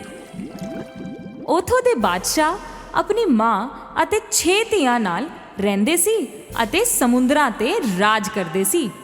ਬਾਦਸ਼ਾਹ ਨੂੰ ਆਪਣੀ ਧੀਆਂ ਨਾਲ ਬਹੁਤ ਪਿਆਰ ਸੀ। ਉਹਨਾਂ ਨੂੰ ਡਰ ਸੀ ਕਿ ਕਦੀ ਨਾ ਕਦੀ ਧਰਤੀ ਦੇ ਲੋਕ ਉਹਨਾਂ ਦੀ ਧੀਆਂ ਨੂੰ ਨੁਕਸਾਨ ਪਹੁੰਚਾਉਣਗੇ। ਇਸ ਲਈ ਉਹ ਉਹਨਾਂ ਨੂੰ ਪਾਣੀ ਦੇ ਉੱਪਰਲੇ ਹਿੱਸੇ ਵਿੱਚ ਤੈਰਨ ਦੀ ਪਰਮਿਸ਼ਨ ਨਹੀਂ ਦਿੰਦੇ ਸੀ। ਸਮੁੰਦਰ ਤੋਂ ਬਾਹਰ ਰਹਿਣ ਵਾਲੇ ਸਾਰੇ ਲੋਕ ਮਾੜੇ ਨੇ। ਉਹ ਲੋਕੀ ਮਾੜੇ ਕਿਉਂ ਨੇ ਡੈਡੀ? ਕਿਉਂਕਿ ਮਨੁੱਖ ਸਮੁੰਦਰ ਨੂੰ ਗੰਦਾ ਕਰਦੇ ਨੇ ਤੇ ਉਹਦੇ ਵਿੱਚ ਰਹਿਣ ਵਾਲੀ ਪਰੀਆਂ ਨੂੰ ਮਾਰ ਦਿੰਦੇ ਨੇ। ਪਿਆਰੀ ਜਲਪਰੀ ਨੂੰ ਜਾਣਨਾ ਸੀ ਕਿ ਧਰਤੀ ਤੇ ਰਹਿਣ ਵਾਲੇ ਲੋਕੀ ਕਿੱਦਾਂ ਦੇ ਹੁੰਦੇ ਨੇ। ਉਹਦੀਆਂ ਭੈਣਾਂ ਤੋਂ ਸੁਣੀਆਂ ਕਹਾਣੀਆਂ ਕਾਫੀ ਨਹੀਂ ਸੀ। ਉਹਦੀ ਬੇਬੇ ਵੀ ਉਹਨੂੰ ਮਨੁੱਖਾਂ ਤੋਂ ਦੂਰ ਰਹਿਣ ਲਈ ਕਹਿੰਦੀ ਰਹਿੰਦੀ ਸੀ। ਉਹ ਸਮੁੰਦਰ ਦੇ ਗੇਟ ਤੋਂ ਬਾਹਰ ਤਾਂ ਹੀ ਜਾ ਸਕਦੀ ਸੀ ਜਦੋਂ ਉਹ ਰਾਜਕੁਮਾਰੀ ਬਣ ਜਾਵੇ ਅਤੇ ਆਪਣੀ ਭੈਣਾਂ ਜਿੰਨੀ ਵੱਡੀ ਹੋ ਜਾਵੇ। ਪਿਆਰੀ ਜਲਪਰੀ ਨੇ ਆਪਣੀ ਭੈਣਾਂ ਨੂੰ ਬਾਹਰ ਜਾਂਦੇ ਹੋਏ ਵੇਖ ਕੇ ਇਹ ਮਿੱਥ ਲਿਆ ਕਿ ਉਹ ਵੀ ਜਾਵੇਗੀ। ਪਰ ਕਿੱਦਾਂ? ਉਹ ਡੌਲਫਿਨ ਦੇ ਨਾਲ ਗਈ ਹਿਮਰਨ ਵੇਲ ਨੂੰ ਮਿਲਣ, ਕਿਉਂਕਿ ਹਿਮਰਨ ਨੂੰ ਗੇਟ ਦੇ ਅੰਦਰ ਬਾਹਰ ਹੋਣ ਦੀ ਪੂਰੀ ਆਜ਼ਾਦੀ ਸੀ। ਉਹਨੇ ਹਿਮਰਨ ਨੂੰ ਆਪਣਾ ਪਲਾਨ ਦੱਸਿਆ। ਭਰਾ, ਬਾਦਸ਼ਾਹ ਨਾਲ ਕੌਣ ਪੰਗਾ ਲਵੇਗਾ? ਪਰ ਹਿਮਰਨ ਮੰਨਣ ਨੂੰ ਤਿਆਰ ਨਹੀਂ ਸੀ। ਪਰ ਫੇਰ ਉਹਨੂੰ ਉਹਦੇ ਹਾਲਾਤ ਤੇ ਤਰਸ ਆ ਗਿਆ ਅਤੇ ਉਹਦੀ ਮਦਦ ਕਰਨ ਲਈ ਤਿਆਰ ਹੋ ਗਿਆ। ਹਿਮਰਨ ਅਤੇ ਡੌਲਫਿਨ ਸੀ ਗੇਟ ਤੇ ਗਏ। ਉਹਨਾਂ ਨੂੰ ਵੇਖ ਕੇ ਗਾਰਡ ਨੇ ਉਹਨਾਂ ਨੂੰ ਜਾਣ ਦਿੱਤਾ ਬਿਨਾਂ ਕਿਸੇ ਸਵਾਲ ਦੇ। ਉੱਥੋਂ ਕਾਫੀ ਦੂਰ ਜਾ ਕੇ ਹਿਮਰਨ ਨੇ ਆਪਣਾ ਵੱਡਾ ਸਾਰਾ ਮੂੰਹ ਖੋਲਿਆ ਅਤੇ ਅੰਦਰੋਂ ਨਿਕਲੀ ਸਾਡੀ ਪਿਆਰੀ ਜਲਪਰੀ ਏਰੀਅਲ।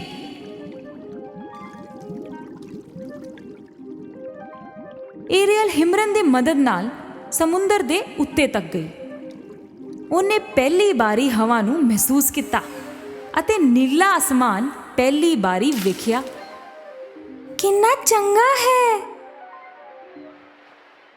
ਉਸੇ ਘੜੀ ਏਰੀਅਲ ਨੂੰ ਮਿਊਜ਼ਿਕ ਸੁਣਾਈ ਦਿੱਤਾ। ਕਿੱਥੋਂ ਆ ਰਹੀ ਸੀ ਇਹ ਧੁਨ? ਉਹਨੇ ਵੇਖਿਆ ਕੋਲ ਹੀ ਇੱਕ ਸ਼ਿਪ ਸੀ। ਉਹਨੇ ਪਹਿਲੀ ਵਾਰੀ ਇੱਕ ਸ਼ਿਪ ਨੂੰ ਵੇਖਿਆ ਸੀ। ਇਹਨੂੰ ਸ਼ਿਪ ਕਹਿੰਦੇ ਨੇ ਨਾ, ਚਲੋ ਚਲੀਏ।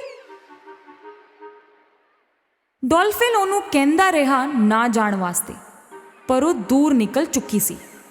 ਛੇਤੀ ਛੇਤੀ ਜਾ ਰਹੀ ਸੀ ਸ਼ਿਪ ਵੱਲ। ਇਹ ਸ਼ਿਪ ਕਿਸੇ ਬਾਦਸ਼ਾਹ ਦੀ ਸੀ। ਉਹ ਆਪਣੇ ਪੁੱਤਰ ਪ੍ਰਿੰਸ ਐਰਿਕ ਦਾ ਬਰਥਡੇ ਸੈਲੀਬ੍ਰੇਟ ਕਰ ਰਹੀ ਸੀ। ਉਹ ਆਪਣੇ ਪੁੱਤਰ ਦਾ ਵਿਆਹ ਛੇਤੀ ਤੋਂ ਛੇਤੀ ਕਰਨਾ ਚਾਹੁੰਦੇ ਸੀ। ਤਾਂ ਹੀ ਤਾਂ ਸਾਰੀਆਂ ਸਿੰਗਲ ਪ੍ਰਿੰਸੈਸਸ ਨੂੰ ਇਸ ਪਾਰਟੀ ਵਿੱਚ ਸੱਦਿਆ ਗਿਆ ਸੀ। ਇਹ ਤਾਂ ਪ੍ਰਿੰਸ ਹੈ ਤੇ ਮਨੁੱਖ ਵੀ।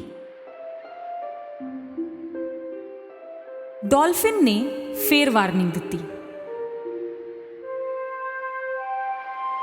ਏਰੀਅਲ ਨੇ ਪ੍ਰਿੰਸ ਦੀ ਧੁਨ ਉੱਤੇ ਬੜਾ ਸੋਹਣਾ ਗਾਇਆ।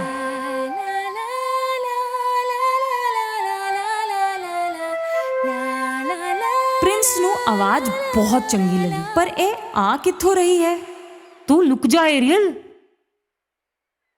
ਵਰਨਾ ਤੈਨੂੰ ਵੇਖ ਲੈਣਗੇ, ਡੌਲਫਿਨ ਨੇ ਕਿਹਾ। ਪਿਆਰੀ ਜਲਪਰੀ ਅਤੇ ਡੌਲਫਿਨ ਦੋਨੋਂ ਪਾਣੀ ਦੇ ਅੰਦਰ ਚਲੇ ਗਏ।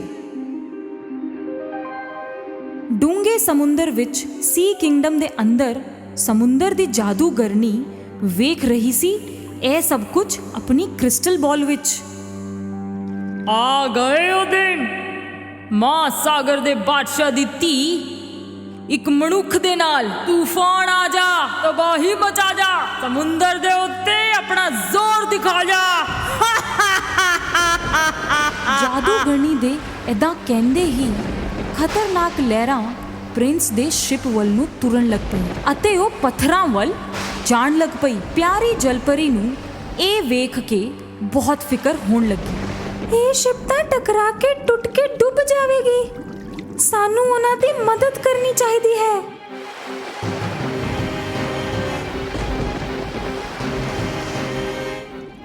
ਪਿਆਰੀ ਜਲਪਰੀ ਨੂੰ ਡੁੱਬਦੇ ਹੋਏ ਸ਼ਿਪ ਦੇ ਕੋਲ ਤੈਰਦਾ ਹੋਇਆ ਪ੍ਰਿੰਸ ਦਾ ਫਲੂਟ ਮਿਲਿਆ ਤੇ ਫੇਰ ਦਿਸਿਆ ਡੁੱਬਦਾ ਹੋਇਆ ਪ੍ਰਿੰਸ। ਉਹ ਉਹਨੂੰ ਹੱਥਾਂ ਨਾਲ ਖਿੱਚ ਕੇ ਤੈਰਦੇ ਹੋਏ ਸੀ ਸ਼ੋਰ ਤੱਕ ਲੈ ਆਂਦੀ ਹੈ।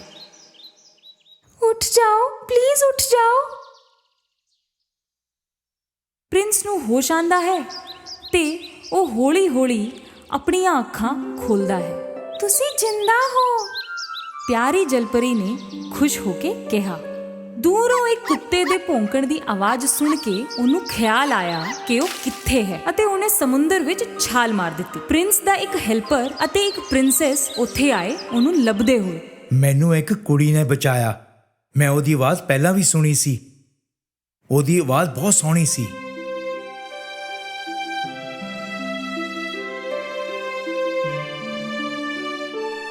ਪਿਆਰੀ ਜਲਪਰੀ ਵਾਪਸ ਡੀਪ ਸੀ ਕਿੰਗਡਮ ਵਿੱਚ ਆ ਚੁੱਕੀ ਸੀ। ਪ੍ਰਿੰਸ ਦਾ ਫਲੂਟ ਉਹਦੇ ਕੋਲ ਹੀ ਸੀ। ਉਹ ਉਹਨਾਂ ਦੇ ਬਾਰੇ ਹੀ ਸੋਚ ਰਹੀ ਸੀ। ਉਦੋਂ ਹੀ ਬਾਦਸ਼ਾਹ ਉੱਥੇ ਆਂਦੇ ਨੇ ਅਤੇ ਫਲੂਟ ਨੂੰ ਵੇਖਦੇ ਨੇ। ਉਹਨਾਂ ਨੂੰ ਵੇਖਦੇ ਹੀ ਪਤਾ ਲੱਗ ਜਾਂਦਾ ਹੈ ਕਿ ਇਹ ਕਿਸੇ ਮਨੁੱਖ ਦੀ ਹੈ। ਸਾਡੇ ਕੁਝ ਨਿਯਮ ਨੇ ਅਤੇ ਸਭ ਨੂੰ ਉਹਨਾਂ ਦਾ ਪਾਲਣ ਕਰਨਾ ਚਾਹੀਦਾ ਹੈ, ਖਾਸ ਕਰ ਮੇਰੇ ਬੱਚਿਆਂ ਨੂੰ। ਕੀ ਇਹ ਸੱਚ ਹੈ ਕਿ ਤੂੰ ਕਿਸੇ ਮਨੁੱਖ ਨੂੰ ਡੁੱਬਣ ਤੋਂ ਬਚਾਇਆ? ਮੈਨੂੰ ਬਚਾਣਾ ਪਿਆ, ਨਹੀਂ ਤਾਂ ਪ੍ਰਿੰਸ ਉੱਥੇ ਹੀ ਮਰ ਜਾਂਦਾ, ਏਰੀਅਲ ਨੇ ਮੁੜ ਕੇ ਜਵਾਬ ਦਿੱਤਾ। ਬਸ ਕਰੋ, ਮਨੁੱਖ ਚੰਗੇ ਨਹੀਂ ਹੁੰਦੇ। ਉਹਨਾਂ ਦੀ ਦੁਨੀਆ ਤੇ ਸਾਡੀ ਦੁਨੀਆ ਵਿੱਚ ਕੋਈ ਰਿਸ਼ਤਾ ਨਹੀਂ ਹੋ ਸਕਦਾ। ਗੁੱਸੇ ਨਾਲ ਲਾਲ ਬਾਦਸ਼ਾਹ ਦੇ ਜਾਣ ਪਿੱਛੋਂ ਏਰੀਅਲ ਨੇ ਮਿਥ ਲਿਆ ਕਿ ਹੁਣ ਤਾਂ ਕਰਨਾ ਹੀ ਹੈ। ਏਰੀਅਲ ਸਿੱਧੀ ਗਈ ਸਮੁੰਦਰ ਦੀ ਜਾਦੂਗਰਨੀ ਦੇ ਕੋਲ ਅਤੇ ਉਸ ਤੋਂ ਮਦਦ ਮੰਗੀ। ਮਦਦ ਤਾਂ ਉਹ ਕਰ ਦੇਵੇਗੀ, ਪਰ ਬਦਲੇ ਵਿੱਚ ਉਹਨੂੰ ਆਪਣੀ ਫੀ ਚਾਹੀਦੀ ਹੈ, ਬਹੁਤ ਮਹਿੰਗੀ ਫੀ।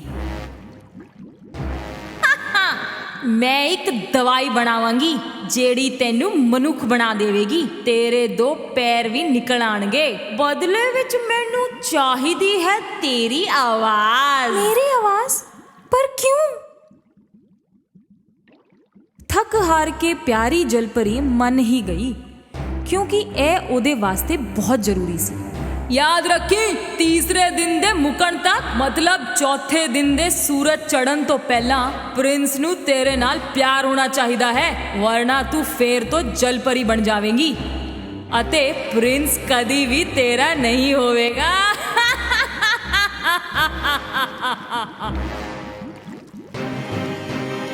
ਏਰੀਅਲ ਉਹ ਦਵਾਈ ਘੁੱਟ-ਘੁੱਟ ਕਰਕੇ ਪੀ ਗਈ। ਉਹ ਸਮੁੰਦਰ ਦੇ ਉੱਤੇ ਨੂੰ ਤੈਰ ਕੇ ਜਾਣ ਲੱਗੀ। ਹੌਲੀ-ਹੌਲੀ ਉਹਦੇ ਪੈਰ ਨਿਕਲ ਆਏ, ਬਿਲਕੁਲ ਮਨੁੱਖਾਂ ਵਰਗੇ। ਡੌਲਫਿਨ ਦੇ ਨਾਲ ਉਹ ਸੀ ਸ਼ੋਰ ਤੇ ਪਹੁੰਚੀ। ਉਹਦੇ ਉੱਥੇ ਆਂਦੇ ਹੀ ਪ੍ਰਿੰਸ ਦੀ ਨਜ਼ਰ ਉਹਦੇ ਉੱਤੇ ਪਈ ਤੇ ਉਹ ਉਹਦੇ ਕੋਲ ਆਇਆ।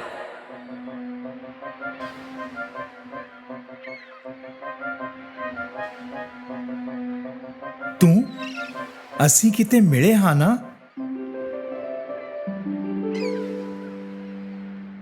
ਏਰੀਅਲ ਕੁਝ ਬੋਲ ਨਹੀਂ ਸਕਦੀ ਸੀ, ਪਰ ਉਹਨੇ ਪ੍ਰਿੰਸ ਨੂੰ ਉਹਦਾ ਫਲੂਟ ਜ਼ਰੂਰ ਦਿੱਤਾ। ਪ੍ਰਿੰਸ ਨੇ ਉਸ ਦਿਨ ਵਾਲੀ ਧੁਨ ਫੇਰ ਬਜਾਈ। ਏਰੀਅਲ ਨੇ ਇਸ਼ਾਰਾ ਕੀਤਾ ਕਿ ਉਸ ਨੇ ਇਹ ਧੁਨ ਪਹਿਲਾਂ ਵੀ ਸੁਣੀ ਹੈ। ਇਹੀ ਧੁਨ ਵਜਾਉਂਦੇ ਹੋਏ ਮੈਂ ਤੁਹਾਨੂੰ ਵੇਖਿਆ ਸੀ, ਤੁਹਾਡੀ ਆਵਾਜ਼ ਸੁਣੀ ਸੀ ਅਤੇ ਫਿਰ ਤੁਸੀਂ ਮੈਨੂੰ ਡੁੱਬਣ ਤੋਂ ਬਚਾਇਆ ਸੀ। ਤੁਹਾਨੂੰ ਹੀ ਲੱਭ ਰਿਹਾ ਸੀ। ਪ੍ਰਿੰਸ ਨੂੰ ਪੱਕਾ ਯਕੀਨ ਸੀ ਕਿ ਉਹ ਕੁੜੀ ਏਰੀਅਲ ਹੀ ਸੀ ਜਿਸ ਨੇ ਉਹਨੂੰ ਬਚਾਇਆ ਸੀ, ਪਰ ਉਹ ਕੁੜੀ ਤਾਂ ਇੱਕ ਜਲਪਰੀ ਸੀ। ਉਹਦੀ ਬੜੀ ਸੋਹਣੀ ਆਵਾਜ਼ ਸੀ। ਏਰੀਅਲ ਵਿਚਾਰੀ ਚਾਹੁੰਦੀ ਤਾਂ ਸੀ ਪਰ ਗੱਲ ਨਹੀਂ ਕਰ ਸਕੀ। ਮੈਨੂੰ ਲੱਗਿਆ ਤੂੰ ਇੱਕ ਜਲਪਰੀ ਹੈ। ਆਪਣੀ ਆਵਾਜ਼ ਤਾਂ ਉਹ ਜਾਦੂਗਰਨੀ ਨੂੰ ਦੇ ਆਈ ਸੀ। ਪ੍ਰਿੰਸ ਨੂੰ ਲੱਗਿਆ ਕਿ ਇਹ ਉਹ ਕੁੜੀ ਨਹੀਂ ਹੈ ਜਿਸ ਨੇ ਉਹਨੂੰ ਬਚਾਇਆ ਸੀ। ਫੇਰ ਵੀ ਉਹਨੇ ਉਹਦੀ ਮਦਦ ਕਰਨ ਲਈ ਸੋਚਿਆ। ਪ੍ਰਿੰਸ ਪਿਆਰੀ ਜਲਪਰੀ ਨੂੰ ਆਪਣੇ ਮਹਿਲ ਵਿੱਚ ਲੈ ਆਇਆ। ਬਾਦਸ਼ਾਹ ਨੇ ਵਿਆਹ ਦੀਆਂ ਤਿਆਰੀਆਂ ਕਰਨ ਦਾ ਹੁਕਮ ਦਿੱਤਾ। ਉਹ ਆਪਣੇ ਪੁੱਤਰ ਦਾ ਵਿਆਹ ਇੱਕ ਰਾਜਕੁਮਾਰੀ ਨਾਲ ਕਰਨ ਵਾਲਾ ਸੀ। ਵਿਚਾਰੀ ਪਿਆਰੀ ਜਲਪਰੀ ਹੁਣ ਚੁੱਪਚਾਪ ਵੇਖਣ ਤੋਂ ਇਲਾਵਾ ਕੁਝ ਕਰ ਵੀ ਨਹੀਂ ਸਕਦੀ ਸੀ। ਜਦ ਤੱਕ ਬੋਲੇ ਨਾ, ਪ੍ਰਿੰਸ ਨੂੰ ਪਤਾ ਕਿਵੇਂ ਲੱਗੇ? ਉਹਨੂੰ ਜਾਦੂਗਰਨੀ ਦੀ ਗੱਲ ਯਾਦ ਆਈ। ਯਾਦ ਰੱਖੀ, ਤੀਸਰੇ ਦਿਨ ਦੇ ਮੁਕਣ ਤੱਕ, ਮਤਲਬ ਚੌਥੇ ਦਿਨ ਦੇ ਸੂਰਜ ਚੜ੍ਹਨ ਤੋਂ ਪਹਿਲਾਂ ਪ੍ਰਿੰਸ ਨੂੰ ਤੇਰੇ ਨਾਲ ਪਿਆਰ ਹੋਣਾ ਚਾਹੀਦਾ ਹੈ, ਵਰਨਾ ਤੂੰ ਫੇਰ ਤੋਂ ਜਲਪਰੀ ਬਣ ਜਾਵੇਂਗੀ। ਵੇਖਦੇ ਵੇਖਦੇ ਪਹਿਲੇ 2 ਦਿਨ ਨਿਕਲ ਗਏ। ਹੁਣ ਤੀਸਰਾ ਦਿਨ ਆ ਗਿਆ। ਉਸੇ ਦਿਨ ਬਾਦਸ਼ਾਹ ਅਤੇ ਉਹਨਾਂ ਦੀ ਬੇਗਮ ਆਪਣੇ ਪੁੱਤਰ ਦਾ ਵਿਆਹ ਗੁਆਂਢ ਦੇ ਰਾਜ ਦੀ ਪ੍ਰਿੰਸੈਸ ਨਾਲ ਕਰਵਾਉਣ ਵਾਸਤੇ ਨਿਕਲ ਗਏ। ਵਿਚਾਰੀ ਏਰੀਅਲ ਬੋਲ ਹੀ ਨਹੀਂ ਸਕੀ ਪ੍ਰਿੰਸ ਨੂੰ ਕਿ ਉਹ ਉਹੀ ਹੈ ਜਿਹਨੂੰ ਉਹ ਲੱਭ ਰਿਹਾ ਸੀ। ਪ੍ਰਿੰਸ ਨੇ ਮੰਨ ਲਿਆ ਕਿ ਜੋ ਵੀ ਉਹਨੇ ਵੇਖਿਆ ਸੀ ਉਹ ਇੱਕ ਸੁਪਨਾ ਸੀ।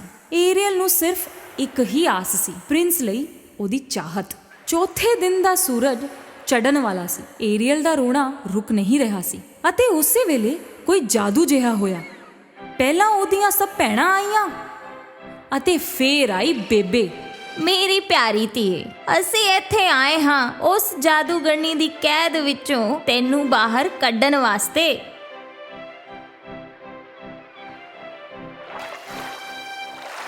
ਅਤੇ ਉਸੇ ਵੇਲੇ ਮਹਾਸਾਗਰ ਦੇ ਬਾਦਸ਼ਾਹ ਪ੍ਰਗਟ ਹੋਏ। ਉਹਨਾਂ ਤੋਂ ਆਪਣੀ ਧੀ ਦਾ ਗਮ ਸਹਿਆ ਨਹੀਂ ਗਿਆ। ਏਰੀਅਲ, ਮੇਰੀ ਪਿਆਰੀ ਧੀਏ, ਤੇਰੀ ਖੁਸ਼ੀ ਤੋਂ ਵੱਧ ਕੇ ਮੇਰੇ ਲਈ ਹੋਰ ਕੁਝ ਵੀ ਨਹੀਂ ਹੈ। ਜਾ ਮੇਰੀ ਧੀਏ। ਬਾਦਸ਼ਾਹ ਨੇ ਆਪਣਾ ਤ੍ਰਿਸ਼ੂਲ ਬੇਬੇ ਦੇ ਹੱਥ ਵਿੱਚ ਇੱਕ ਸ਼ੰਖ ਉੱਤੇ ਫਿਰਾਇਆ ਜਿਹਦੇ ਵਿੱਚ ਏਰੀਅਲ ਦੀ ਆਵਾਜ਼ ਕੈਦ ਸੀ ਅਤੇ ਏਰੀਅਲ ਦੀ ਆਵਾਜ਼ ਬਾਹਰ ਆ ਗਈ। ਥੈਂਕ ਯੂ ਬੇਬੇ, ਥੈਂਕ ਯੂ ਡੈਡੀ, ਤੁਸੀਂ ਸਾਰੇ ਕਿੰਨੇ ਚੰਗੇ ਹੋ। ਹਿਮਰਨ ਵੇਲ ਦੀ ਪਿੱਠ ਤੇ ਬਹਿ ਕੇ ਉਹ ਸਾਰੇ ਪ੍ਰਿੰਸ ਦੀ ਸ਼ਿਪ ਵੱਲ ਤੁਰ ਪਏ।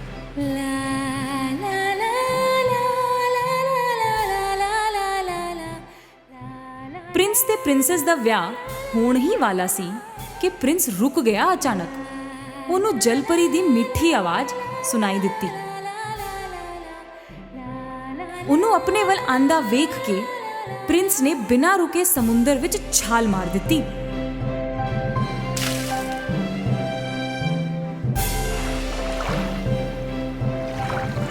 ਮੈਂ ਜਾਣਦਾ ਸੀ ਉਹ ਤੂੰ ਹੀ ਸੀ।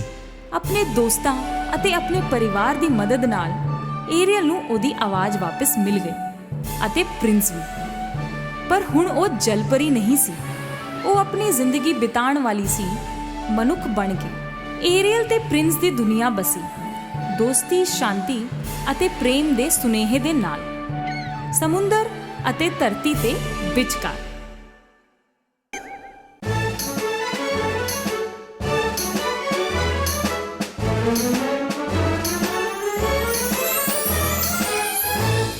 ਇੱਕ ਸਮੇਂ ਦੀ ਗੱਲ ਹੈ, ਇੱਕ ਪਤੀ ਤੇ ਪਤਨੀ ਦਾ ਜੋੜਾ ਸੀ। ਉਹਨਾਂ ਦੇ ਕੋਈ ਜਵਾਕ ਨਹੀਂ ਸੀ, ਪਰ ਉਹਨਾਂ ਨੂੰ ਇੱਕ ਬੇਟੀ ਦੀ ਬੜੀ ਇੱਛਾ ਸੀ। ਕੁਝ ਦਿਨਾਂ ਬਾਅਦ ਉਹਨਾਂ ਨੂੰ ਜਵਾਕ ਹੋਣ ਵਾਲਾ ਸੀ। ਇੱਕ ਦਿਨ ਉਹਨਾਂ ਨੂੰ ਬਾਰੀ ਦੇ ਬਾਹਰ ਇੱਕ ਲੈਟਿਊਸ ਗਾਰਡਨ ਦਿਖਿਆ। ਉਦੋਂ ਤੋਂ ਉਹਨੂੰ ਉੱਥੋਂ ਲੈਟਿਊਸ ਖਾਣ ਦੀ ਇੱਛਾ ਹੋਈ। ਪਤਾ ਨਹੀਂ ਕਦੋਂ ਮੈਂ ਉਹ ਲੈਟਿਊਸ ਖਾ ਪਾਵਾਂਗੀ। ਉਹਨਾਂ ਦੀ ਭੁੱਖ ਘੱਟ ਹੋਣ ਲੱਗੀ ਅਤੇ ਤਬੀਅਤ ਵੀ ਖਰਾਬ ਰਹਿਣ ਲੱਗੀ। ਇੱਕ ਦਿਨ ਉਹਨਾਂ ਦੇ ਪਤੀ ਨੂੰ ਬੜੀ ਫਿਕਰ ਹੋਈ ਅਤੇ ਉਹਨਾਂ ਨੇ ਵਾਅਦਾ ਕੀਤਾ ਕਿ ਉਹ ਉਹਦੇ ਲਈ ਮੁੱਠੀ ਭਰ ਲੈਟਿਊਸ ਲੈ ਕੇ ਆਵੇਗਾ। ਤੂੰ ਫਿਕਰ ਨਾ ਕਰ, ਮੈਂ ਤੇਰੇ ਲਈ ਲੈਟਸ ਲੈ ਆਵਾਂਗਾ। ਪਰ ਉਹਦੇ ਵਿੱਚ ਬਹੁਤ ਖਤਰਾ ਹੈ।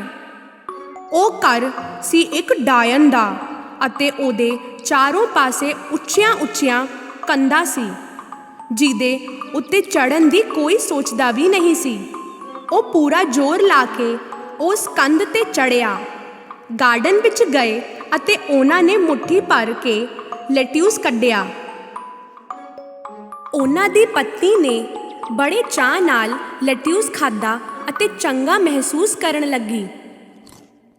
ਪਰ ਇੱਕ ਮੁੱਠੀ ਲੈਟਿਊਸ ਨਾਲ ਉਹਦਾ ਜੀ ਨਹੀਂ ਭਰਿਆ। ਅਗਲੇ ਦਿਨ ਉਹਨਾਂ ਦੇ ਪਤੀ ਫੇਰ ਉਸ ਗਾਰਡਨ ਵਿੱਚ ਆਏ, ਪਰ ਇਸ ਵਾਰੀ ਉਹ ਡਾਇਨ ਉੱਥੇ ਹੀ ਖੜੀ ਸੀ। ਐਨੀ ਹਿੰਮਤ ਕਿ ਮੇਰੇ ਗਾਰਡਨ ਵਿੱਚ ਆ ਕੇ ਮੇਰੇ ਲੈਟਿਊਸ ਚੋਰੀ ਕਰਦੇ ਹੋ। ਮੇਰੀ ਪਤਨੀ ਪੇਟ ਸੇ ਹੈ ਤੇ ਉਹਨੂੰ ਤੁਹਾਡੇ ਲੈਟਸ ਬਹੁਤ ਪਸੰਦ ਨੇ। ਤੂੰ ਮੈਨੂੰ ਪੁੱਛ ਤਾਂ ਸਕਦਾ ਸੀ। ਅਸੀਂ ਸਾਰੇ ਤੁਹਾਡੇ ਤੋਂ ਡਰਦੇ ਹਾਂ। ਲੱਗਿਆ ਸੀ ਤੁਸੀਂ ਹਾਂ ਨਹੀਂ ਕਹੋਗੇ। ਮੈਨੂੰ ਮਾਫ ਕਰ ਦੇਵੋ। ਮਾਫ ਕਰ ਦਵਾਂ? ਤੈਨੂੰ ਤਾਂ ਸਜ਼ਾ ਮਿਲੇਗੀ। ਜੇ ਮੇਰੀ ਪਤਨੀ ਨੇ ਲੈਟਸ ਨਹੀਂ ਖਾਧਾ ਤਾਂ ਉਹ ਬਿਮਾਰ ਹੋ ਜਾਵੇਗੀ ਤੇ ਬੱਚੇ ਨੂੰ ਵੀ ਬੜੀ ਪਰੇਸ਼ਾਨੀ ਹੋਵੇਗੀ। ਪਲੀਜ਼।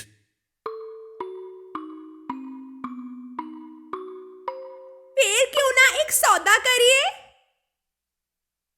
ਤੈਨੂੰ ਜਿੰਨਾ ਚਾਹੀਦਾ ਇੱਥੋਂ ਲੈਟਿਊਸ ਲੈ ਜਾ, ਪਰ ਇੱਕ ਸ਼ਰਤ ਤੇ। ਤੁਹਾਡੇ ਬੱਚੇ ਦਾ ਜਨਮ ਹੁੰਦੇ ਹੀ ਮੈਨੂੰ ਦੇ ਦਵੋਗੇ।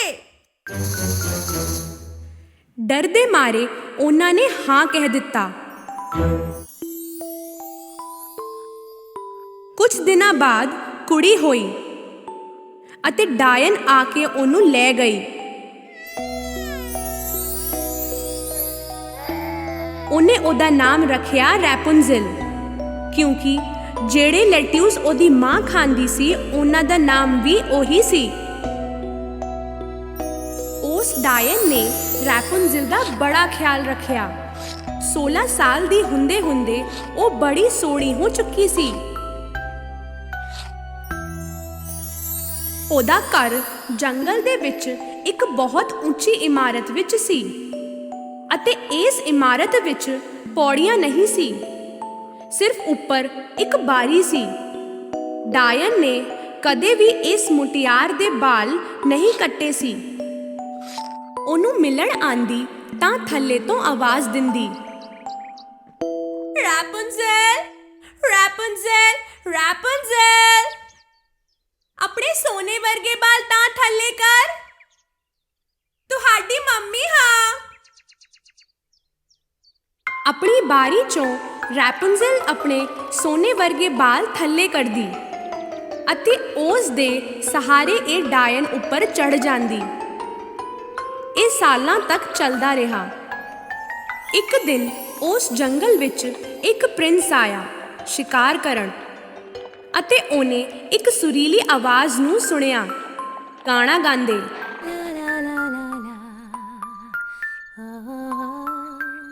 ਕਿੰਨੀ ਸੁਰੀਲੀ ਆਵਾਜ਼ ਹੈ। ਉਹਨੇ ਸੋਚਿਆ ਅਤੇ ਆਵਾਜ਼ ਵੱਲ ਨੂੰ ਤੁਰ ਪਿਆ। ਰੈਪੁਨਜ਼ਲ ਦੀ ਇਮਾਰਤ ਦੇ ਕੋਲ ਆ ਕੇ ਉਹਨੇ ਖੱਬੇ ਦੇਖਿਆ, ਫਿਰ ਸੱਜੇ, ਪਰ ਕੋਈ ਪੌੜੀ ਵੋੜੀ ਨਜ਼ਰ ਨਹੀਂ ਆਈ।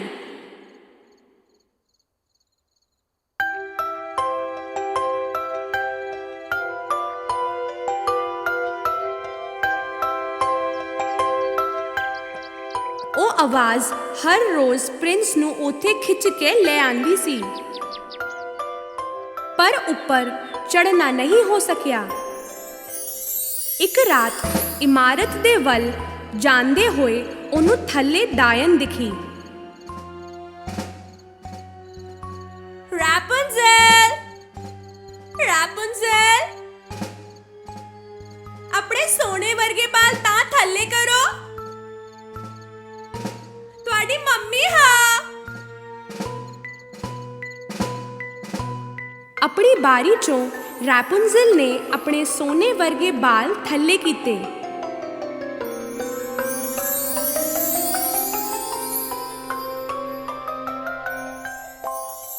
ਅਗਲੇ ਦਿਨ ਸੂਰਜ ਡੁੱਬਦੇ ਹੀ ਪ੍ਰਿੰਸ ਉੱਥੇ ਗਿਆ ਅਤੇ ਆਵਾਜ਼ ਦੇ ਕੇ ਚਿল্ਲਾਇਆ, ਰੈਪੈਂਜ਼ਲ, ਰੈਪੈਂਜ਼ਲ, ਆਪਣੇ ਸੋਨੇ ਵਰਗੇ ਬਾਲ ਥੱਲੇ ਕਰੋ, ਮੈਂ ਤੁਹਾਡੀ ਮੰਮੀ ਹਾਂ।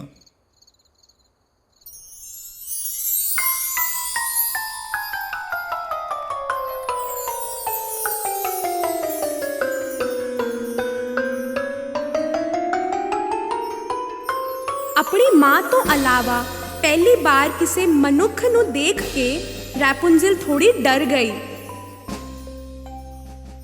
ਤੁਸੀਂ ਮੰਮੀ ਨਹੀਂ ਹੋ, ਕਿਉਂ ਆਏ ਹੋ ਇੱਥੇ? ਡਰਨ ਦੀ ਕੋਈ ਗੱਲ ਨਹੀਂ ਹੈ। ਤੁਹਾਡੀ ਆਵਾਜ਼ ਸੁਣ ਕੇ ਤੁਹਾਡੀ ਆਵਾਜ਼ ਨਾਲ ਪਿਆਰ ਹੋ ਗਿਆ ਹੈ। ਆਵਾਜ਼ ਕਿਸ ਦੀ ਹੈ, ਬਸ ਇਹੀ ਵੇਚਣਾ ਹੈ। ਰੈਪੁੰਜ਼ਲ ਨੂੰ ਪ੍ਰਿੰਸ ਦੀਆਂ ਗੱਲਾਂ ਚੰਗੀਆਂ ਲੱਗੀਆਂ ਅਤੇ ਹੁਣ ਉਹਨੂੰ ਡਰ ਨਹੀਂ ਰਿਹਾ। ਕੁਝ ਸਮੇਂ ਤੋਂ ਸਭ ਕੁਝ ਸਹੀ ਚੱਲ ਰਿਹਾ ਸੀ ਅਤੇ ਡਾਇਨ ਨੂੰ ਵੀ ਕੋਈ ਭਣਕ ਨਹੀਂ ਲੱਗੀ। ਇੱਕ ਦਿਨ ਪ੍ਰਿੰਸ ਨੇ ਰੈਪੁੰਜ਼ਲ ਨਾਲ ਵਿਆਹ ਦੀ ਗੱਲ ਕੀਤੀ। ਤੁਸੀਂ ਮੇਰੇ ਨਾਲ ਵਿਆਹ ਕਰੋਗੇ? ਰੈਪੁੰਜ਼ਲ ਨੇ ਖੁਸ਼ੀ-ਖੁਸ਼ੀ ਹਾਂ ਕੀਤੀ, ਪਰ ਰੈਪੁੰਜ਼ਲ ਨੂੰ ਥੱਲੇ ਜਾਣ ਦਾ ਕੋਈ ਤਰੀਕਾ ਨਹੀਂ ਸੂਝ ਰਿਹਾ ਸੀ। ਅਚਾਨਕ ਇੱਕ ਆਈਡੀਆ ਆਇਆ। ਹਰ ਵਾਰੀ ਪ੍ਰਿੰਸ ਕੱਪੜੇ ਦਾ ਇੱਕ ਟੋਟਾ ਲੈ ਕੇ ਆਂਦਾ ਸੀ। ਰੈਪੁੰਜ਼ਲ ਉਹਨਾਂ ਨੂੰ ਜੋੜ ਕੇ ਇੱਕ ਰੱਸੀ ਬਣਾ ਰਹੀ ਸੀ। ਪਰ ਇੱਕ ਦਿਨ ਰੈਪੁੰਜ਼ਲ ਨੇ ਇੱਕ ਗਲਤੀ ਕਰ ਦਿੱਤੀ ਅਤੇ ਉਹਦੇ ਮੂੰਹ ਚੋਂ ਇੱਕ ਗੱਲ ਨਿਕਲ ਗਈ। ਮੰਮੀ, ਤੁਹਾਡੇ ਨਾਲੋਂ ਜ਼ਿਆਦਾ ਛੇਤੀ ਤਾਂ ਪ੍ਰਿੰਸ ਚੜਦਾ ਹੈ। ਪ੍ਰਿੰਸ? ਕੌਣ ਪ੍ਰਿੰਸ? ਕੌਣ ਪ੍ਰਿੰਸ? ਡਾਇਨ ਨੂੰ ਸਮਝ ਆ ਗਿਆ ਕਿ ਕੁਝ ਗੜਬੜ ਹੈ ਅਤੇ ਉਹ ਚਿল্ਲਾਣ ਲੱਗੀ, ਤੂੰ ਮੈਨੂੰ ਧੋਖਾ ਦਿੱਤਾ। ਮੈਂ ਤੈਨੂੰ ਬਾਹਰ ਦੀ ਦੁਨੀਆ ਤੋਂ ਬਚਾਉਣਾ ਚਾਹੁੰਦੀ ਸੀ।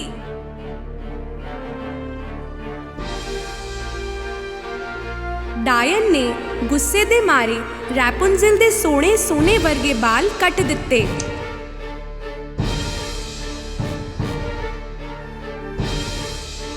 ਅਤੇ ਉਹਨੂੰ ਇੱਕ ਦੂਰ ਦਰਾਜ਼ ਦੇ ਰੇਗਿਸਤਾਨ ਭੇਜ ਦਿੱਤਾ। ਉਸ ਰਾਤ ਡਾਇਨ ਘਰ ਵਿੱਚ ਪ੍ਰਿੰਸ ਦੇ ਆਉਣ ਦੀ ਉਡੀਕ ਕਰ ਰਹੀ ਸੀ। ਥੋੜੀ ਦੇਰ ਵਿੱਚ ਪ੍ਰਿੰਸ ਦੀ ਆਵਾਜ਼ ਆਈ, ਰੈਪੁੰਜ਼ਲ, ਰੈਪੁੰਜ਼ਲ, ਆਪਣੇ ਸੋਨੇ ਵਰਗੇ ਬਾਲ ਤਾਂ ਥੱਲੇ ਕਰੋ, ਤੁਹਾਡਾ ਪ੍ਰਿੰਸ ਹਾਂ। ਡਾਇਨ ਨੇ ਰੈਪੁੰਜ਼ਲ ਦੇ ਬਾਲ ਥੱਲੇ ਕਰ ਦਿੱਤੇ। ਉੱਪਰ ਕੌਣ ਹੈ ਨਾ ਜਾਣਦੇ ਹੋਏ ਪ੍ਰਿੰਸ ਚੜਨ ਲੱਗ ਪਿਆ। ਉਥੇ ਰੈਪੁੰਜ਼ਲ ਨਹੀਂ ਬਲਕਿ ਡਾਇਨ ਦਿਖੀ। ਉਹ ਸਮਝ ਗਿਆ ਕਿ ਕੁਝ ਬੁਰਾ ਹੋਇਆ ਹੈ।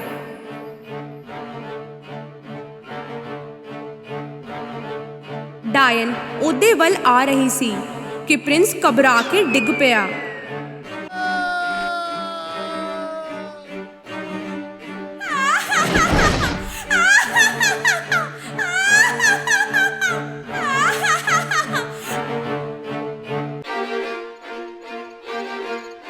ਹੱਲੇ ਕੁਝ ਬੂਟੇ ਸੀ ਤੇ ਪ੍ਰਿੰਸ ਬਚ ਗਿਆ, ਪਰ ਅੱਖਾਂ ਵਿੱਚ ਕੰਡੇ ਲੱਗਣ ਕਰਕੇ ਉਹ ਦੇਖ ਨਹੀਂ ਪਾ ਰਿਹਾ ਸੀ।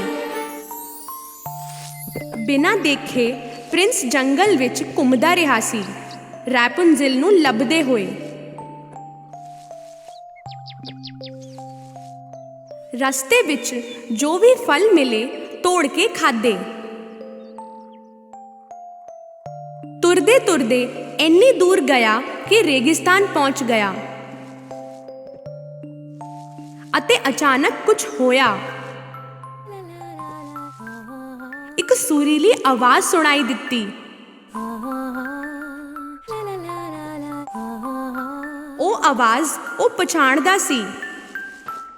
ਉਹ ਉਸ ਆਵਾਜ਼ ਵੱਲ ਤੁਰਨ ਲੱਗਿਆ, ਚਿল্ਲਾਉਂਦੇ ਹੋਏ, ਰੈਪੁੰਜ਼ਲ, ਰੈਪੁੰਜ਼ਲ। ਰੈਪੁੰਜ਼ਲ ਨੇ ਪ੍ਰਿੰਸ ਦੀ ਆਵਾਜ਼ ਪਛਾਣ ਲਈ। ਪ੍ਰਿੰਸ, ਤੁਸੀਂ? ਉਹ ਉਹਦੇ ਵੱਲ ਦੌੜ ਪਈ। ਦੋਨੋਂ ਕਿੰਨੇ ਖੁਸ਼ ਹੋਏ। ਮਿਲਦੇ ਹੀ ਦੋਨੋਂ ਗਲੇ ਲੱਗੇ ਅਤੇ ਉਹ ਰੋਣ ਲੱਗ ਪਈ। ਰੈਪੁਨਜ਼ਲ ਦੇ ਹੰਝੂ ਪ੍ਰਿੰਸ ਦੀਆਂ ਅੱਖਾਂ ਉੱਤੇ ਡਿੱਗੇ ਅਤੇ ਅਚਾਨਕ ਇੱਕ ਚਮਤਕਾਰ ਹੋਇਆ ਅਤੇ ਪ੍ਰਿੰਸ ਅੱਖਾਂ ਖੋਲ੍ਹ ਕੇ ਦੇਖਣ ਲੱਗ ਪਿਆ। ਇਹ ਦੇਖ ਕੇ ਰੈਪੁਨਜ਼ਲ ਬਹੁਤ ਖੁਸ਼ ਹੋਈ।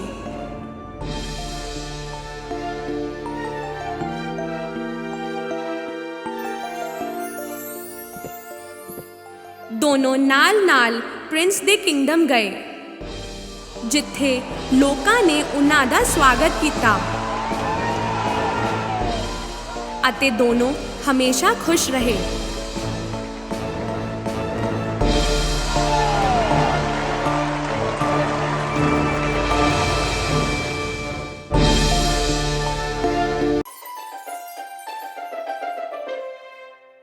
ਬਹੁਤ ਪਹਿਲਾਂ ਇੱਥੋਂ ਬਹੁਤ ਦੂਰ ਇੱਕ ਬਹੁਤ ਸ਼ਾਨਦਾਰ ਕੈਸਲ ਹੋਇਆ ਕਰਦੀ ਸੀ। ਐਸੇ ਕੈਸਲ ਵਿੱਚ ਇੱਕ ਬਹੁਤ ਸੋਹਣੀ ਰਾਣੀ ਰਹਿੰਦੀ ਸੀ। ਰਾਣੀ ਦੀ ਬਸ ਇੱਕੋ ਇੱਛਾ ਸੀ ਅਤੇ ਉਹ ਇਹ ਸੀ ਕਿ ਉਹਨਾਂ ਦੀ ਇੱਕ ਧੀ ਹੋਵੇ। ਸਿਆਲਾਂ ਦਾ ਮੌਸਮ ਸੀ। ਰਾਣੀ ਬਾਰੀ ਕੋਲ ਬੈਠੀ ਕੱਪੜੇ ਸੀ ਰਹੀ ਸੀ। ਉਸੇ ਵੇਲੇ ਉਹਨੂੰ ਸੂਈ ਚੁੱਭ ਗਈ। ਉਹਨੇ ਕਪਾਹ ਨਾਲ ਆਪਣਾ ਲਹੂ ਪੂੰਝਦੇ ਹੋਏ ਇੱਕ ਵਿਸ਼ ਮੰਗੀ। ਮੇਰੀ ਵਿਸ਼ ਹੈ ਮੇਰੀ ਇੱਕ ਧੀ ਹੋਵੇ, ਜਿਸ ਦਾ ਰੰਗ ਬਰਫ਼ ਵਰਗਾ ਚਿੱਟਾ ਹੋਵੇ, ਜਿਸ ਦੀਆਂ ਅੱਖਾਂ ਤਾਰਿਆਂ ਵਾਂਗਣ ਚਮਕਣ ਅਤੇ ਬੁੱਲੀਆਂ ਚੈਰੀ ਵਰਗੀਆਂ ਹੋਣ ਅਤੇ ਉਹਦਾ ਦਿਲ ਖੁਸ਼ੀਆਂ ਨਾਲ ਭਰਿਆ ਹੋਵੇ। ਅਤੇ ਇੱਕ ਦਿਨ ਉਹਦੀ ਵਿਸ਼ ਪੂਰੀ ਹੋ ਗਈ। ਉਹਨਾਂ ਦੇ ਘਰ ਇੱਕ ਪਿਆਰੀ ਜਿਹੀ ਧੀ ਹੋਈ। ਉਹਨਾਂ ਨੇ ਉਹਦਾ ਨਾਮ ਰੱਖਿਆ ਸਨੋ ਵਾਈਟ। ਸਾਲ ਏਦਾਂ ਹੀ ਬੀਤਦੇ ਰਹੇ, ਪਰ ਉਹਨਾਂ ਦੀ ਖੁਸ਼ੀ ਜ਼ਿਆਦਾ ਦੇਰ ਨਹੀਂ ਟਿਕੀ। ਦਇਆਲੂ ਕੁਈਨ ਬਿਮਾਰ ਹੋਈ ਅਤੇ ਚੱਲ ਬਸੀ। ਰਾਜਾ ਦੀ ਉਮਰ ਹੋ ਚੱਲੀ ਸੀ ਅਤੇ ਉਹ ਕਮਜ਼ੋਰ ਹੋਣ ਲੱਗਾ ਸੀ। ਇਸ ਕਰਕੇ ਉਹਨੇ ਦੂਜਾ ਵਿਆਹ ਕਰ ਲਿੱਤਾ। ਇਹ ਰਾਣੀ ਚਿਹਰੇ ਦੀ ਤਾਂ ਖੂਬਸੂਰਤ ਸੀ, ਪਰ ਦਿਲ ਦੀ ਨਹੀਂ। ਇਹ ਬਹੁਤ ਹੀ ਘਮੰਡੀ ਜਨਾਨੀ ਸੀ। ਹਰ ਰੋਜ਼ ਰਾਣੀ ਆਪਣੇ ਮੈਜਿਕ ਮਿਰਰ ਵਿੱਚ ਦੇਖਦੀ ਸੀ ਤੇ ਇਹੀ ਸਵਾਲ ਪੁੱਛਦੀ ਸੀ, ਮਿਰਰ ਮੇਰੇ ਐ ਤਾਂ ਦੱਸ, ਕੌਣ ਹੈ ਸਭ ਤੋਂ ਸੋਹਣਾ ਇੱਥੇ? ਅਤੇ ਉਹ ਮਿਰਰ ਜਵਾਬ ਦਿੰਦਾ, ਹੋਰ ਕੌਣ ਹੋਵੇਗਾ ਭਲਾ ਤੁਹਾਡੇ ਤੋਂ ਸੋਹਣਾ ਇੱਥੇ? ਰਾਣੀ ਇਹ ਜਵਾਬ ਸੁਣ ਕੇ ਬਹੁਤ ਖੁਸ਼ ਹੁੰਦੀ ਸੀ। ਇਸ ਭੈੜੀ ਰਾਣੀ ਦੇ ਆਂਦੇ ਹੀ ਕੈਸਲ ਵਿੱਚ ਸਭ ਕੁਝ ਬਦਲਣ ਲੱਗ ਪਿਆ। ਉਹਦੀਆਂ ਕਰਤੂਤਾਂ ਕਰਕੇ ਕਿੰਗਡਮ ਨੂੰ ਬਹੁਤ ਨੁਕਸਾਨ ਹੋਇਆ। ਉਹੀ ਪਰੇਸ਼ਾਨੀਆਂ ਨੂੰ ਠੀਕ ਕਰਨ ਵਾਸਤੇ ਰਾਜਾ ਨੂੰ ਕੈਸਲ ਤੋਂ ਬਾਹਰ ਜਾਣਾ ਪਿਆ। ਭੈੜੀ ਰਾਣੀ ਬਹੁਤ ਖੁਸ਼ ਹੋਈ, ਕਿਉਂਕਿ ਰਾਜਾ ਨਹੀਂ ਸੀ ਤੇ ਉਹ ਆਪਣੀ ਮਨਮਾਨੀ ਕਰ ਸਕਦੀ ਸੀ। ਸਾਲ ਤੇ ਸਾਲ ਬੀਤਦੇ ਗਏ ਅਤੇ ਸਨੋ ਵਾਈਟ ਵੱਡੀ ਹੋ ਕੇ ਇੱਕ ਬਹੁਤ ਸੋਹਣੀ ਮੁਟਿਆਰ ਬਣ ਗਈ। ਕੁਝ ਦੂਰ ਇੱਕ ਨਦੀ ਵਿੱਚ ਪਾਣੀ ਪੀਂਦੇ ਹੋਏ ਇੱਕ ਪ੍ਰਿੰਸ ਨੂੰ ਸਨੋ ਵਾਈਟ ਦਾ ਰਿਫਲੈਕਸ਼ਨ ਦਿਖਿਆ। ਉਹਨੂੰ ਆਲੇ ਦੁਆਲੇ ਸਿਰਫ ਕੁਝ ਪੰਛੀ ਦਿਸੇ, ਸਨੋ ਵਾਈਟ ਨਹੀਂ ਮਿਲੀ। ਇੱਕ ਦਿਨ ਫਿਰ ਰਾਣੀ ਨੇ ਆਪਣੇ ਮੈਜਿਕ ਮਿਰਰ ਨੂੰ ਪੁੱਛਿਆ, ਮਿਰਰ ਐ ਤਾਂ ਦੱਸ, ਕੌਣ ਹੈ ਸਭ ਤੋਂ ਸੋਹਣਾ ਇੱਥੇ? ਮਿਰਰ ਨੇ ਜਵਾਬ ਦਿੱਤਾ, ਕਿਵੇਂ ਕਹਾ? ਤੁਸੀਂ ਨਹੀਂ ਰਾਣੀ, ਸਨੋ ਵਾਈਟ ਹੈ ਸਭ ਤੋਂ ਸੋਹਣੀ। ਇਹ ਸੁਣ ਕੇ ਰਾਣੀ ਨੂੰ ਬਹੁਤ ਗੁੱਸਾ ਆਇਆ। ਉਹਨੇ ਸਭ ਤੋਂ ਖਾਸ ਸਿਪਾਹੀ ਨੂੰ ਬੁਲਾਇਆ ਅਤੇ ਇੱਕ ਖਤਰਨਾਕ ਹੁਕਮ ਦਿੱਤਾ, ਤੂੰ ਸਨੋ ਵਾਈਟ ਨੂੰ ਜੰਗਲ 'ਚ ਲੈ ਕੇ ਜਾਵੇਂਗਾ ਤੇ ਮੈਨੂੰ ਉਸ ਦਾ ਦਿਲ ਲਿਆ ਕੇ ਦੇਵੇਂਗਾ।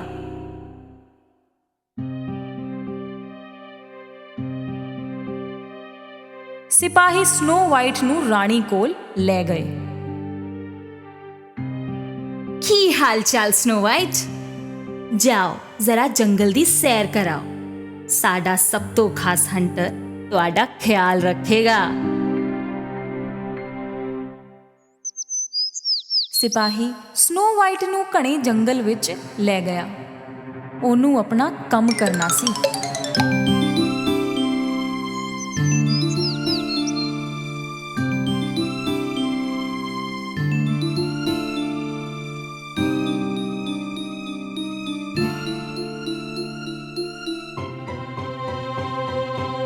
ਪਰ ਪਰ ਸਨੋ ਵਾਈਟ ਦਾ ਨੇਕੀ ਅਤੇ ਪਿਆਰ ਭਰਿਆ ਦਿਲ ਵੇਖ ਕੇ ਉਹ ਰੁਕ ਗਿਆ।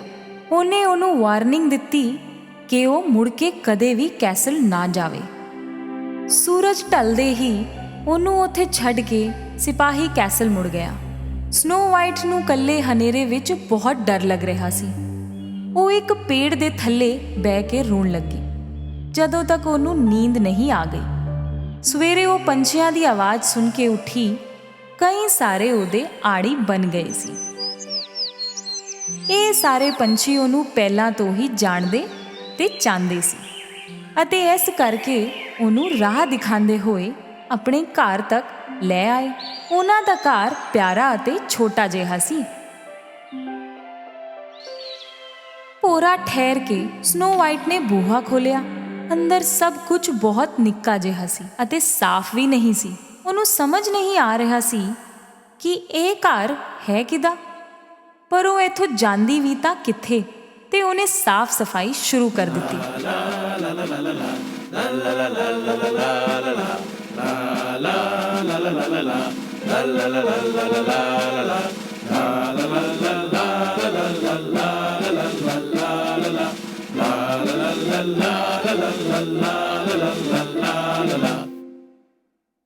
ਘਰ ਨੂੰ ਚਕਾਚਕ ਕਰਨ ਤੋਂ ਬਾਅਦ ਉਹਨੇ ਛੋਟੇ-ਛੋਟੇ ਭਾਂਡਿਆਂ ਵਿੱਚ ਬਣਾ ਕੇ ਕੁਝ ਖਾਧਾ। ਬਾਕੀ ਚੀਜ਼ਾਂ ਵਾਂਗ ਇਸ ਘਰ ਦੇ ਬੈੱਡ ਵੀ ਛੋਟੇ ਸੀ। ਸਨੋ ਵਾਈਟ ਇੰਨੀ ਥੱਕ ਚੁੱਕੀ ਸੀ ਕਿ ਉਹ ਜਿੱਥੇ ਸੀ ਉੱਥੇ ਹੀ ਸੋ ਸਕਦੀ ਸੀ। ਉਹਨੇ ਸੋਚਿਆ ਕਿ ਇੱਥੇ ਉਹ ਸੇਫ ਹੈ ਤੇ 3 ਬੈੱਡ ਜੋੜ ਕੇ ਉਹਨਾਂ ਉੱਤੇ ਸੋ ਗਈ। ਸਾਂਝ ਵੇਲੇ 7 ਡਵਾਰਫ ਜਿਨ੍ਹਾਂ ਦਾ ਇਹ ਘਰ ਸੀ ਕੰਮ ਕਰਕੇ ਮੁੜ ਕੇ ਆਪਣੇ ਘਰ ਆਏ। ਉਹਨਾਂ ਨੂੰ ਬੜੀ ਖੁਸ਼ੀ ਹੋਈ ਕਿ ਘਰ ਇੰਨਾ ਸਾਫ਼ ਸੀ ਅਤੇ ਵਧੀਆ ਖਾਣੇ ਦੀ ਵਾਸ਼ਨਾ ਵੀ ਆ ਰਹੀ ਸੀ। ਆਦਤ ਤੋਂ ਮਜਬੂਰ ਇੱਕ ਤੋਂ ਪੂਰਾ ਖਾਣਾ ਡਿੱਗ ਹੀ ਗਿਆ। ਇੱਕ ਡਵਾਰਫ ਸੋਚ ਰਿਹਾ ਸੀ ਕਿ ਹੋ ਕੀ ਰਿਹਾ ਹੈ ਇੱਥੇ। ਕੁਝ ਗੜਬੜ ਹੈ। ਕਿੰਨੇ ਕੀਤਾ ਹੈ ਸਾਰਾ ਕੰਮ ਅੱਜ? ਜੇ ਥੋੜਾ ਸੋ ਲਾ ਤਾਂ ਸ਼ਾਇਦ ਜਵਾਬ ਦੇ ਪਾਵਾਂ। ਸੱਤੋਂ ਡਵਾਰਫ ਹੌਲੀ ਜਿਹੇ ਉੱਤੇ ਆਪਣੇ ਬੈੱਡਰੂਮ ਵਿੱਚ ਗਏ। ਜਿੱਦਾਂ ਹੀ ਪਹੁੰਚੇ ਪੈਰਾਂ ਹੇਠ ਧਰਤੀ ਖਿਸਕ ਗਈ। ਇੰਨੀ ਸੋਹਣੀ ਇੱਕ ਕੁੜੀ ਉਹਨਾਂ ਦੇ ਬੈੱਡ ਤੇ ਸੁੱਤੀ ਪਈ ਸੀ। ਉਹਨਾਂ ਦੀ ਆਵਾਜ਼ ਸੁਣ ਕੇ ਸਨੋ ਵਾਈਟ ਦੀ ਨੀਂਦ ਟੁੱਟ ਗਈ। ਇੰਨੇ ਸਾਰੇ ਲੋਕਾਂ ਨੂੰ ਘੂਰਦੇ ਹੋਏ ਵੇਖ ਕੇ ਉਹ ਡਰ ਗਈ। ਥੋੜਾ ਡਰਦੇ ਹੋਏ ਉਹ ਬੋਲੀ, ਮੈਂ ਸਨੋ ਵਾਈਟ ਹਾਂ, ਮੈਨੂੰ ਮਾਫ ਕਰਿਓ ਜੇ ਮੇਰੇ ਤੋਂ ਕੋਈ ਵੀ ਭੁੱਲ ਹੋਈ। ਮੇਰਾ ਐਸਾ ਕੋਈ ਵੀ ਇਰਾਦਾ ਨਹੀਂ ਸੀ। ਉਹ ਤਾਂ ਅਸੀਂ ਵੀ ਜਾਣਦੇ ਆ, ਪਰ ਨਾ ਤੁਸੀਂ ਸਫਾਈ ਵੀ ਕਰੋ ਤੇ ਖਾਣਾ ਵੀ ਬਣਾਓ। ਡੌਕ ਬੋਲਿਆ, ਅਸੀਂ ਲੋਕੀ 7 ਡਵਾਰਫਸ ਆ। ਇਹ ਹੈਪੀ, ਗ੍ਰੰਪੀ, ਡੋਪੀ, ਸਨੀਜ਼ੀ, ਬੈਸ਼ਫੁਲ ਤੇ ਮੈਂ ਡੌਗ ਔਰ ਆ ਰਿਹਾ ਸਲੀਪੀ। ਹਾਂ, ਮੈਨੂੰ ਸੌਣ ਦਿਓ। ਸਨੋ ਵਾਈਟ ਬਹੁਤ ਖੁਸ਼ ਸੀ ਕਿ ਹੁਣ ਉਹਦੇ 7 ਹੋਰ ਮਜ਼ੇਦਾਰ ਫਰੈਂਡ ਨੇ। ਉਹਨੇ ਉਹਨਾਂ ਨੂੰ ਆਪਣੀ ਪੂਰੀ ਕਹਾਣੀ ਦੱਸੀ। 7 ਡਵਾਰਫਸ ਨੂੰ ਬੜਾ ਅਫਸੋਸ ਹੋਇਆ ਕਿ ਉਹਦੇ ਨਾਲ ਨਾਇਨਸਾਫੀ ਹੋਈ ਹੈ। ਉਹਨਾਂ ਨੇ ਉਹਨੂੰ ਆਪਣੇ ਨਾਲ ਰਹਿਣ ਲਈ ਕਿਹਾ। ਸਨੋ ਵਾਈਟ ਮੰਨ ਗਈ ਅਤੇ ਉਹ ਹਮੇਸ਼ਾ ਉਹਨਾਂ ਦੀ ਮਦਦ ਕਰਦੀ ਰਹਿੰਦੀ ਸੀ। ਉਹਨਾਂ ਦੇ ਦਿਨ ਬੜੇ ਮਜ਼ੇ ਨਾਲ ਬੀਤ ਰਹੇ ਸੀ, ਪਰ ਬਹੁਤ ਲੰਬੀ ਨਹੀਂ ਚੱਲਣ ਵਾਲੀ ਸੀ ਉਹਨਾਂ ਦੀ ਇਹ ਪਾਰਟੀ। ਇੱਕ ਦਿਨ ਭੈੜੀ ਰਾਣੀ ਨੇ ਮੈਜਿਕ ਮਿਰਰ ਨੂੰ ਫੇਰ ਉਹੀ ਸਵਾਲ ਪੁੱਛਿਆ, ਮਿਰਰ, ਮੈਨੂੰ ਇਹ ਤਾਂ ਦੱਸ, ਕੌਣ ਹੈ ਸਭ ਤੋਂ ਸੋਹਣੀ ਇੱਥੇ? ਮਾਫ ਕਰਿਓ ਰਾਣੀ, ਸਾਡੀ ਸਨੋ ਵਾਈਟ ਹੈ ਸਭ ਤੋਂ ਸੋਹਣੀ। ਪਰ ਰਾਣੀ ਨੂੰ ਤਾਂ ਇਹ ਲੱਗਿਆ ਸੀ ਕਿ ਉਹ ਮਰ ਚੁੱਕੀ ਹੈ। ਉਹਨੂੰ ਨਹੀਂ ਪਤਾ ਸੀ ਕਿ ਸਿਪਾਹੀ ਨੇ ਕੰਮ ਨਹੀਂ ਕੀਤਾ ਅਤੇ ਆਪੇ ਹੀ ਇਹ ਕੰਮ ਮੁਕਾਉਣ ਦਾ ਸੋਚਿਆ। ਉਸ ਘਰ ਵਿੱਚ ਇੱਕ ਸੁਹਾਣੀ ਸਵੇਰ ਸੀ। ਸਨੋ ਵਾਈਟ 7 ਡਵਾਰਫਸ ਨੂੰ ਕੰਮ ਤੇ ਭੇਜ ਰਹੀ ਸੀ, ਉਹਨਾਂ ਨੂੰ ਇੱਕ ਕਿਸ ਦੇ ਕੇ। ਡੌਕ ਨੇ ਆਪਣੀ ਵਾਰਨਿੰਗ ਸਨੋ ਵਾਈਟ ਨੂੰ ਉਸ ਦਿਨ ਵੀ ਦੱਸੀ। साडे रूल्स याद है ना, कोई भी ऊपरों बंदा आए बुआ खड़काए ते खोलना नहीं। ਓਕੇ ਡਾਕਟਰ ਡੌਗ, ਪਰ ਤੁਸੀਂ ਦੇਰ ਨਾ ਕਰਿਓ। ਸਨੋ ਵਾਈਟ ਖਾਣਾ ਬਣਾ ਰਹੀ ਸੀ। ਉਸੇ ਵੇਲੇ ਬੂਹੇ ਤੇ ਖਟਖਟ ਹੋਈ। ਡਵਾਰਫਸ ਇਸ ਟਾਈਮ ਤਾਂ ਨਹੀਂ ਮੁੜ ਕੇ ਆਉਂਦੇ। ਕੌਣ ਹੈ ਉੱਥੇ? ਡੌਗ ਤੁਸੀਂ ਹੋ? ਬਾਹਰੋਂ ਇੱਕ ਬੁੱਢੀ ਜਨਾਨੀ ਦੀ ਆਵਾਜ਼ ਆਈ। ਮੈਂ ਵਿਚਾਰੀ ਤੁਹਾਡਾ ਕੀ ਵਿਗਾੜ ਦਵਾਂਗੀ, ਖੋਲੋ ਤਾਂ ਸਹੀ। ਪੀਪ ਹੋਲ ਵਿੱਚੋਂ ਵੇਖਿਆ ਤਾਂ ਇੱਕ ਕਮਜ਼ੋਰ ਜਿਹੀ ਬੁੱਢੀ ਜਨਾਨੀ ਦਿਸੀ। ਉਹਨੇ ਸੋਚਿਆ ਇਹ ਭਲਾ ਕੀ ਨੁਕਸਾਨ ਕਰੂਗੀ ਮੇਰਾ, ਅਤੇ ਉਹਨੇ ਬੂਹਾ ਖੋਲ ਦਿੱਤਾ। ਹਾਏ ਮੇਰੀ ਸੋਹਣੀ ਕੁੜੀ, ਮੈਂ ਇੱਥੋਂ ਲੰਘ ਰਹੀ ਸੀ। ਜੇ ਕੁਝ ਖਾਣ ਨੂੰ ਦੇ ਦਿੰਦੀ ਧੀਏ, ਸੀਸਾਂ ਦਵਾਂਗੀ ਤੈਨੂੰ। ਸਨੋ ਵਾਈਟ ਨੇ ਉਹਨੂੰ ਅੰਦਰ ਬੁਲਾਇਆ ਤੇ ਗਰਮ ਖਾਣਾ ਦਿੱਤਾ।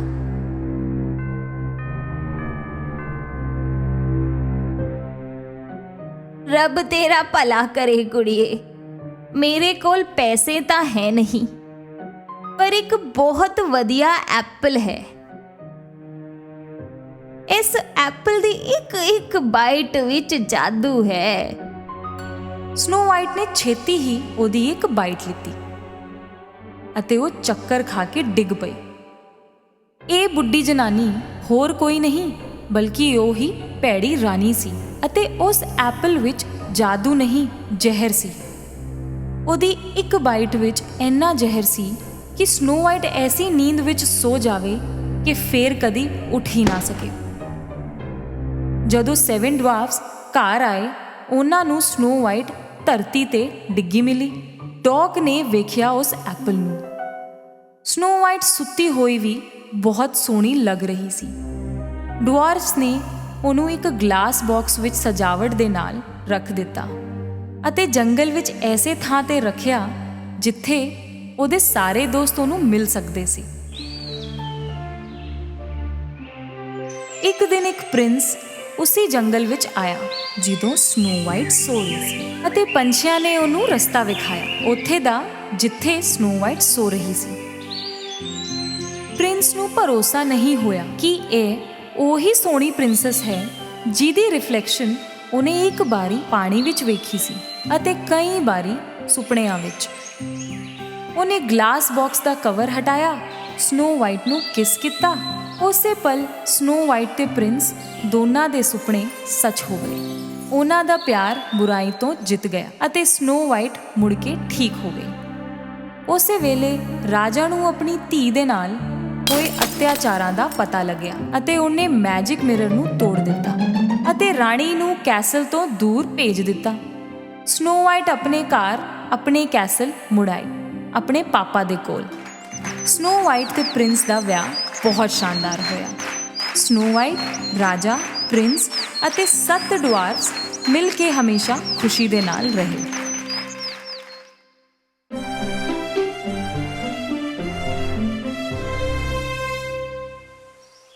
ਇੱਕ ਸਮੇਂ ਦੀ ਗੱਲ ਹੈ, ਇੱਕ ਬਹੁਤ ਅਮੀਰ ਆਦਮੀ ਸੀ। ਉਹਨਾਂ ਦੀਆਂ 3 ਬੇਟੀਆਂ ਸੀ, ਜਿਹਦੇ ਚੋਂ 2 ਬਹੁਤ ਹੀ ਲਾਲਚੀ ਅਤੇ ਮਤਲਬੀ ਸੀ। ਪਰ ਉਹਨਾਂ ਦੀ ਤੀਜੀ ਬੇਟੀ ਦੇ ਦਿਲ ਵਿੱਚ ਢੇਰ ਸਾਰਾ ਪਿਆਰ ਸੀ। ਇੱਕ ਦਿਨ ਪਿਓ ਨੂੰ ਖਬਰ ਮਿਲੀ ਕਿ ਉਹਨਾਂ ਦੇ ਕੁਝ ਜਹਾਜ਼ ਤੂਫਾਨ ਦੀ ਵਜ੍ਹਾ ਨਾਲ ਸਮੁੰਦਰ ਵਿੱਚ ਡੁੱਬ ਗਏ ਨੇ। ਉਸ ਵਿਚਾਰੇ ਦਾ ਸਭ ਕੁਝ ਖਤਮ ਹੋ ਗਿਆ, ਸਿਵਾਏ ਜਿਸ ਘਰ ਵਿੱਚ ਉਹ ਰਹਿੰਦੇ ਸੀ। ਦੋਵੇਂ ਲਾਲਚੀ ਭੈਣਾਂ ਇਸ ਗੱਲ ਤੋਂ ਜ਼ਰਾ ਪਰੇਸ਼ਾਨ ਸੀ। ਉਸ ਪੂਰਾ ਦਿਨ ਉਹ ਬਸ ਬੈਠੇ ਬੈਠੇ ਚੰਗਾ ਮੰਦਾ ਬੋਲ ਰਹੀਆਂ ਸੀ। ਘਰ ਦਾ ਸਾਰਾ ਕੰਮ ਬਿਊਟੀ ਹੀ ਕਰ ਰਹੀ ਸੀ। ਕੁਝ ਸਮੇਂ ਬਾਅਦ ਪਿਤਾਜੀ ਨੂੰ ਪਤਾ ਚੱਲਿਆ ਕਿ ਉਹਨਾਂ ਦਾ ਇੱਕ ਜਹਾਜ਼ ਸਮੁੰਦਰ ਕੰਢੇ ਪਹੁੰਚ ਗਿਆ ਹੈ। ਉਹ ਉਹਦੇ ਕੋਲ ਜਾਣ ਦੀ ਤਿਆਰੀ ਕਰਨ ਲੱਗੇ। ਜਾਣ ਤੋਂ ਪਹਿਲਾਂ ਉਹਨਾਂ ਨੇ ਆਪਣੀ ਬੇਟੀਆਂ ਨੂੰ ਪੁੱਛਿਆ, ਤੁਹਾਡੇ ਤਿੰਨਾਂ ਦੇ ਵਾਸਤੇ ਅਸੀਂ ਕੀ ਲਿਆਈਏ? ਡਰੈਸ, ਸ਼ੂਜ਼, ਨੈਕਲੈਸ ਅਤੇ ਬ੍ਰੇਸਲੇਟਸ। ਤੇ ਤੇਰੇ ਲਈ ਬਿਊਟੀ ਕੁਛ ਤਾਂ ਮੰਗ। ਬਸ ਇੱਕ ਗੁਲਾਬ ਦਾ ਫੁੱਲ ਡੈਡੀ। ਪਿਤਾਜੀ ਇੱਕ ਲੰਮਾ ਸਫ਼ਰ ਤੈਅ ਕਰਕੇ ਉਸ ਜਹਾਜ਼ ਤੱਕ ਪਹੁੰਚੇ। ਨਾ ਉਸ ਵਿੱਚ ਕੋਈ ਸਮਾਨ ਸੀ, ਨਾ ਹੀ ਉਹ ਜਹਾਜ਼ ਕੰਮਦਾ ਰਹਿ ਗਿਆ ਸੀ। ਉਦਾਸ ਅਤੇ ਥੱਕੇ ਹਾਰੇ ਉਹ ਵਾਪਸ ਘਰ ਨੂੰ ਮੁੜ ਪਏ। ਹਨੇਰਾ ਹੁੰਦੇ ਹੁੰਦੇ ਉਹ ਇੱਕ ਜੰਗਲ ਵਿੱਚ ਪਹੁੰਚੇ। ਸੁਨਸਾਨ ਪਿਆ ਸੀ ਅਤੇ ਠੰਡ ਵੀ ਸੀ। ਬਰਫ਼ ਪੈ ਰਹੀ ਸੀ। ਕਈ ਘੰਟਿਆਂ ਤੱਕ ਉਹ ਤੁਰਦੇ ਰਹੇ, ਬਰਫ਼ ਦੇ ਉੱਤੇ ਵੀ।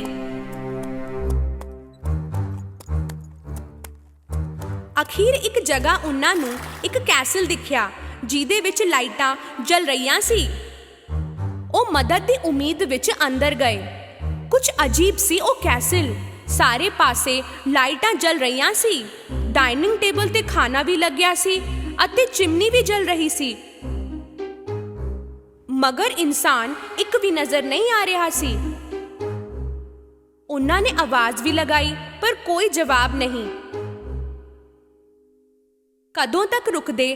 ਭੁੱਖ ਬੜੀ ਲੱਗੀ ਸੀ। ਉਹਨਾਂ ਨੇ ਖਾਣਾ ਖਾਇਆ ਅਤੇ ਇੱਕ ਸੋਹਣੇ ਜਿਹੇ ਬੈੱਡ ਤੇ ਸੋ ਗਏ।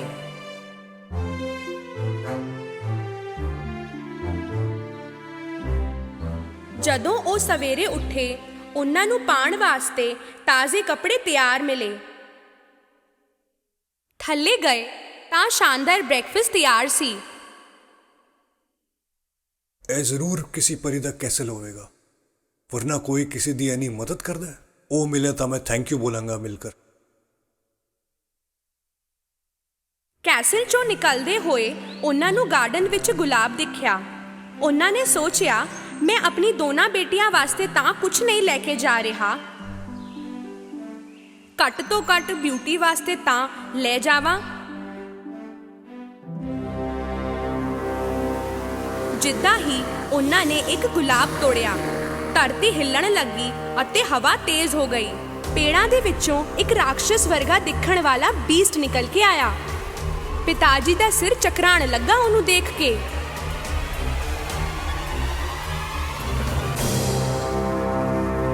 ਮੈਂ ਤੈਨੂੰ ਖਾਣਾ ਦਿੱਤਾ, ਕੱਪੜੇ ਦਿੱਤੇ, ਰਹਿਣ ਦੀ ਜਗ੍ਹਾ ਦਿੱਤੀ, ਤੇ ਤੁਸੀਂ ਮੇਰੇ ਗੁਲਾਬ ਤੋੜਦੇ ਹੋ।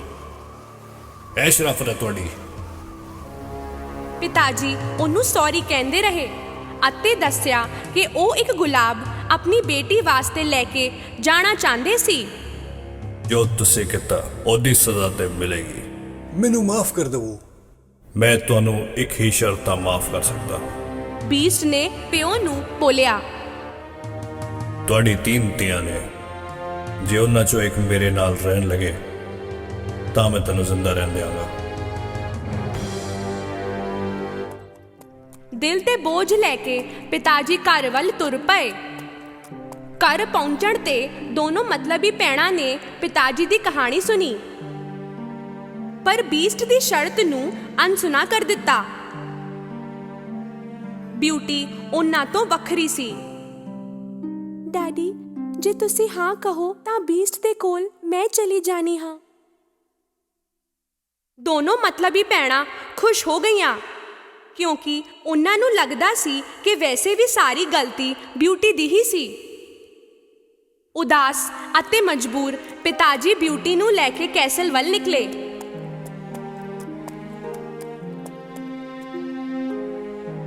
ਪਹੁੰਚ ਕੇ ਵੇਖਿਆ ਕਿ ਸਭ ਕੁਝ ਪਹਿਲਾਂ ਵਰਗਾ ਹੀ ਸੀ।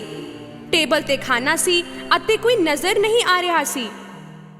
ਉਹਨਾਂ ਨੇ ਖਾਣਾ ਖਾਣਾ ਸ਼ੁਰੂ ਹੀ ਕੀਤਾ ਸੀ ਕਿ ਬੀਸਟ ਉੱਥੇ ਪਹੁੰਚਿਆ। ਉਹਨੂੰ ਦੇਖਦੇ ਹੀ ਬਿਊਟੀ ਦੀ ਹਾਲਤ ਖਰਾਬ ਹੋ ਗਈ ਕਿਉਂਕਿ ਬੀਸਟ ਉਨਾ ਹੀ ਭਿਆਨਕ ਸੀ ਜਿੰਨਾ ਪਿਤਾ ਜੀ ਨੇ ਉਹਨੂੰ ਦੱਸਿਆ ਸੀ। ਬੀਸਟ ਨੇ ਬਹੁਤ ਨਮਰਤਾ ਦੇ ਨਾਲ ਪੁੱਛਿਆ, ਕੀ ਤੂੰ ਇੱਥੇ ਆਪਣੀ ਮਰਜ਼ੀ ਨਾਲ ਆਈ ਹੈ? ਹਾਂ। ਤਾਂ ਕੱਲ ਸਵੇਰੇ ਤੇਰੇ ਪਿਤਾ ਜੀ ਇੱਥੋਂ ਚਲੇ ਜਾਣਗੇ ਤੇ ਕਦੀ ਨਹੀਂ ਮੁੜेंगे। ਬਿਊਟੀ ਅਗਲੀ ਸਵੇਰ ਉੱਠੀ ਤਾਂ ਪਿਤਾ ਜੀ ਜਾ ਚੁੱਕੇ ਸੀ ਅਤੇ ਸ਼ਾਨਦਾਰ ਬ੍ਰੇਕਫਾਸਟ ਉਹਦੀ ਉਡੀਕ ਕਰ ਰਿਹਾ ਸੀ।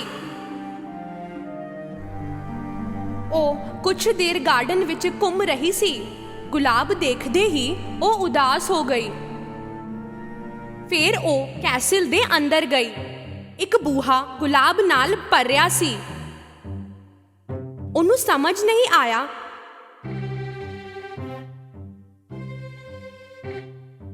ਉਹ ਉਹਦੇ ਅੰਦਰ ਗਈ।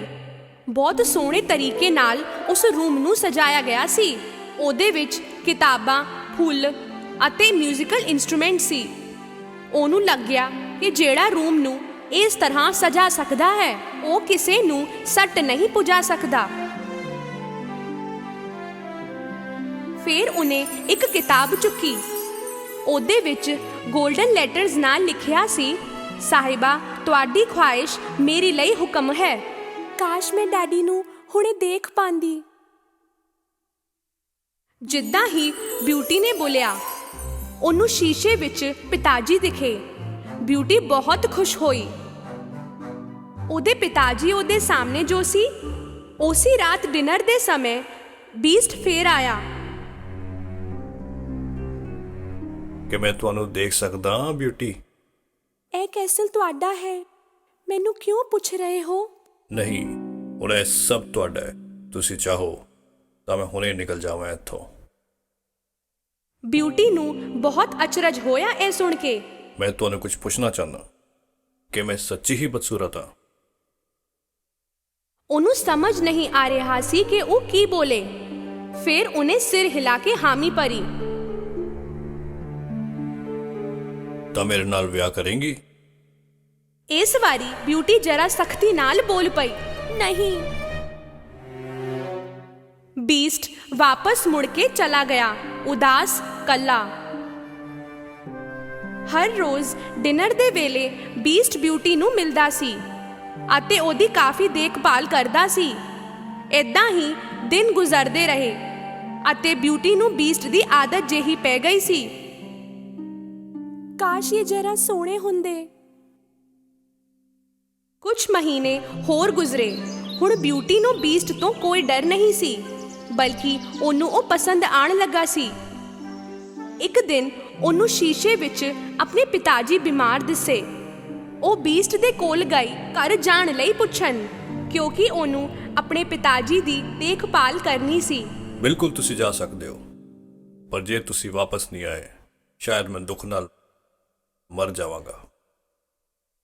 ਮੈਂ ਇੱਕ ਹਫ਼ਤੇ ਵਿੱਚ ਵਾਪਸ ਆ ਜਾਵਾਂਗੀ।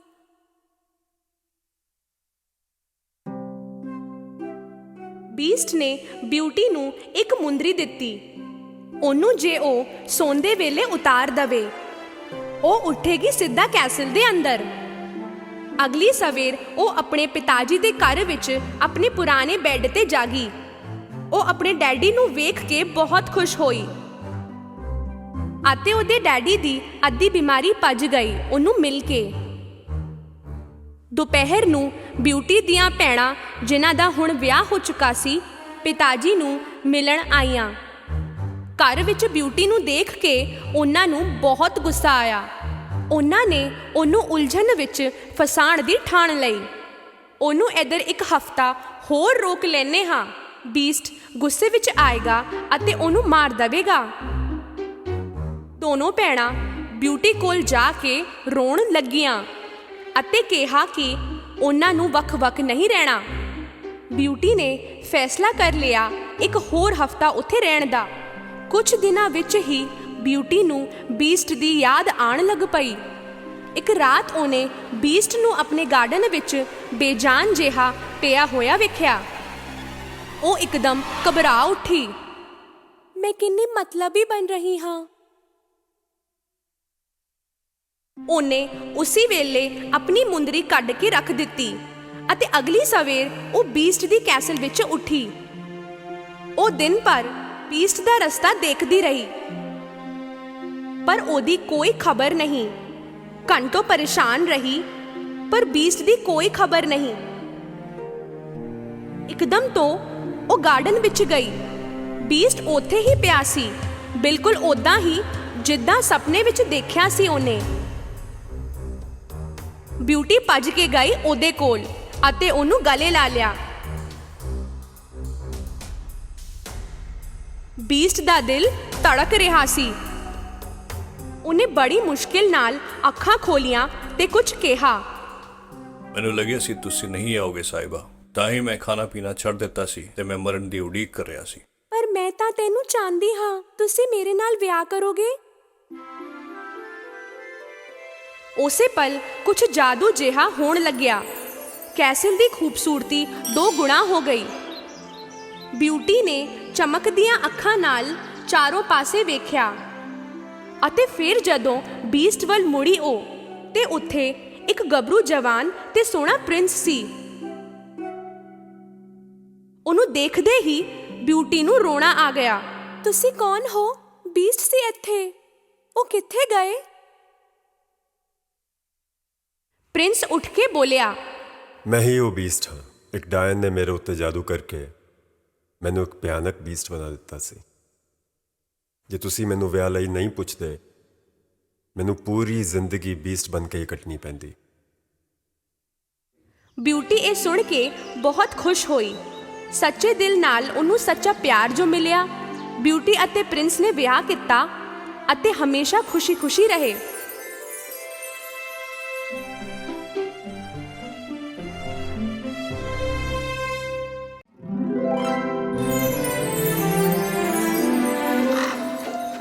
ਕਈ ਸਾਲ ਪਹਿਲਾਂ ਇੱਕ ਕਿੰਗਡਮ ਹੋਇਆ ਕਰਦਾ ਸੀ।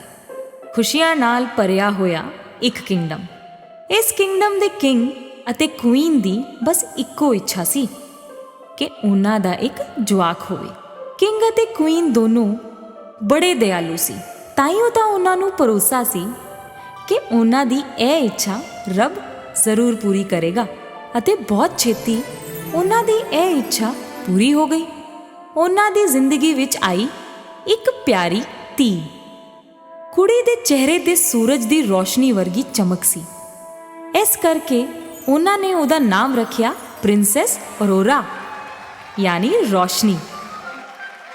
ਆਪਣੀ ਖੁਸ਼ੀ ਸਾਰਿਆਂ ਨਾਲ ਵੰਡਣ ਲਈ ਉਹਨਾਂ ਨੇ ਇੱਕ ਪਾਰਟੀ ਰੱਖੀ।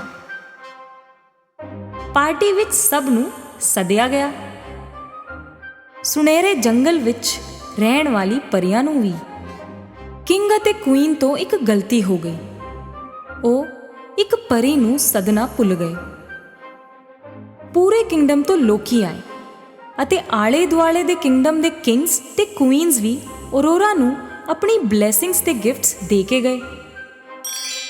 ਅਤੇ ਫੇਰ ਬਾਰੀ ਆਈ 12 ਪਰੀਆਂ ਦੀ। ਉਹਨਾਂ ਨੇ ਅਰੋਰਾ ਨੂੰ ਬਹੁਤ ਐਕਸਕਲੂਸਿਵ ਗਿਫਟਸ ਦਿੱਤੇ। ਆਪਣੇ ਮੈਜਿਕ ਵਾਂਡ ਨਾਲ ਉਹਨਾਂ ਨੇ ਉਹਨੂੰ ਹਰ ਵਿਸ਼ ਪੂਰੀ ਹੋਣ ਦਾ ਗਿਫਟ ਦਿੱਤਾ। ਅਖੀਰ ਵਿੱਚ ਸਿਰਫ 3 ਪਰੀਆਂ ਬਚੀਆਂ। ਦੁਨੀਆ ਦੀਆਂ ਸਾਰੀਆਂ ਖੁਸ਼ੀਆਂ ਹਮੇਸ਼ਾ ਤੈਨੂੰ ਮਿਲਣ। ਤੂੰ ਹਮੇਸ਼ਾ ਹੀ ਖੁਸ਼ ਰਹੇਂਗੀ। ਗਮ ਤੇਰੇ ਨੇੜੇ ਤੇੜੇ ਵੀ ਨਹੀਂ ਆਵੇਗਾ।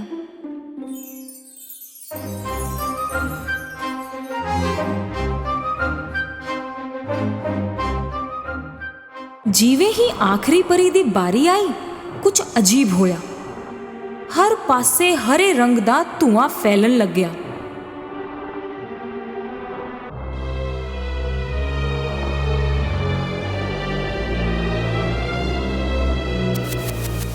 ਅਤੇ ਧੂਏ ਵਿੱਚੋਂ ਨਿਕਲੀ ਇੱਕ ਕਾਲੀ ਪਰੀ। ਕਿੰਗ ਨੇ ਪੁੱਛਿਆ, ਇਹ ਕੌਣ ਹੈ ਜਿਨੇ ਸੈਲੀਬ੍ਰੇਸ਼ਨ ਨੂੰ ਰੋਕ ਦਿੱਤਾ? ਤਿੰਨਾਂ ਪਰੀਆਂ ਨੇ ਦੱਸਿਆ, ਇਹ ਡਾਢੇ ਦਿਲ ਵਾਲੀ ਪਰੀ ਹੈ।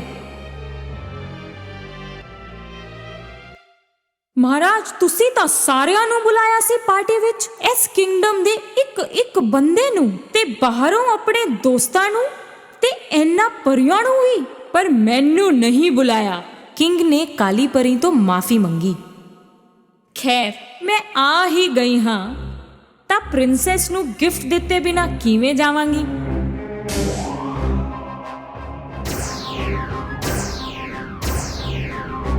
ਪ੍ਰਿੰਸੈਸ ਦੀ ਜ਼ਿੰਦਗੀ ਪਿਆਰ ਅਤੇ ਦੌਲਤ ਨਾਲ ਭਰਪੂਰ ਹੋਵੇਗੀ।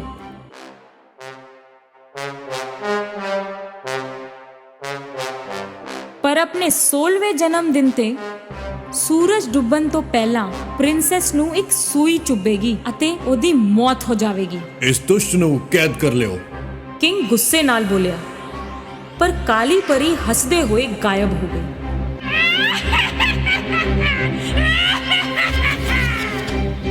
ਹਲੇ ਤੱਕ ਆਖਰੀ ਪਰੀ ਨੇ ਆਪਣਾ ਗਿਫਟ ਨਹੀਂ ਦਿੱਤਾ ਸੀ। ਉਹ ਕਾਲੀ ਪਰੀ ਜਿੰਨੀ ਪਾਵਰਫੁਲ ਨਹੀਂ ਸੀ, ਪਰ ਉਹਦੀ ਬਲੇਸਿੰਗਸ ਨਾਲ ਕਾਲੀ ਪਰੀ ਦੇ ਸ਼ਰਾਪ ਦਾ ਅਸਰ ਘੱਟ ਹੋ ਸਕਦਾ ਸੀ। ਮੈਂ ਸ਼ਰਾਪ ਨੂੰ ਤਾਂ ਨਹੀਂ ਰੋਕ ਸਕਦੀ, ਪਰ ਉਹਦੇ ਅਸਰ ਨੂੰ ਹੌਲਾ ਕਰ ਸਕਦੀ ਹਾਂ। ਤੁਹਾਡੀ ਮੌਤ ਨਾ ਹੋਵੇ, ਬਲਕਿ ਤੁਸੀਂ ਇੱਕ ਡੂੰਘੀ ਨੀਂਦ ਵਿੱਚ ਚਲੀ ਜਾਵੋ ਅਤੇ ਉਦੋਂ ਉਠੋ ਜਦੋਂ ਤੁਹਾਨੂੰ ਪਿਆਰ ਕਰਨ ਵਾਲਾ ਤੁਹਾਨੂੰ ਕਿਸ ਕਰੇ। ਕਿੰਗ ਨੇ ਇਸ ਸ਼ਰਾਪ ਤੋਂ ਬਚਣ ਵਾਸਤੇ ਹੁਕਮ ਦਿੱਤਾ ਕਿ ਸੂਈ ਜਾਂ ਉਹਦੇ ਵਰਗੀ ਕੋਈ ਵੀ ਚੀਜ਼ ਨੂੰ ਖਤਮ ਕਰ ਦਿੱਤਾ ਜਾਵੇ।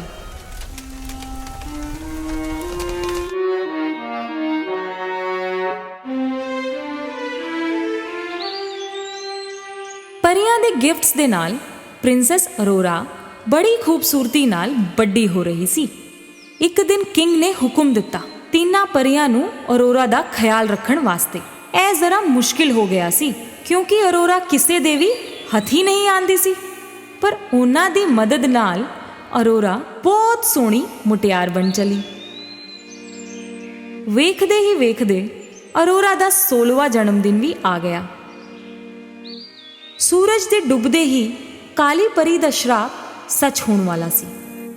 ਕਿੰਗ ਅਤੇ ਕੁਈਨ ਨੇ ਸਭ ਕੁਝ ਕੀਤਾ ਤਾਂ ਕਿ ਇਹ ਨਾ ਹੋਵੇ, ਪਰ ਉਹਨਾਂ ਦੇ ਬਸ ਵਿੱਚ ਸਭ ਕੁਝ ਕਿੱਥੇ ਸੀ।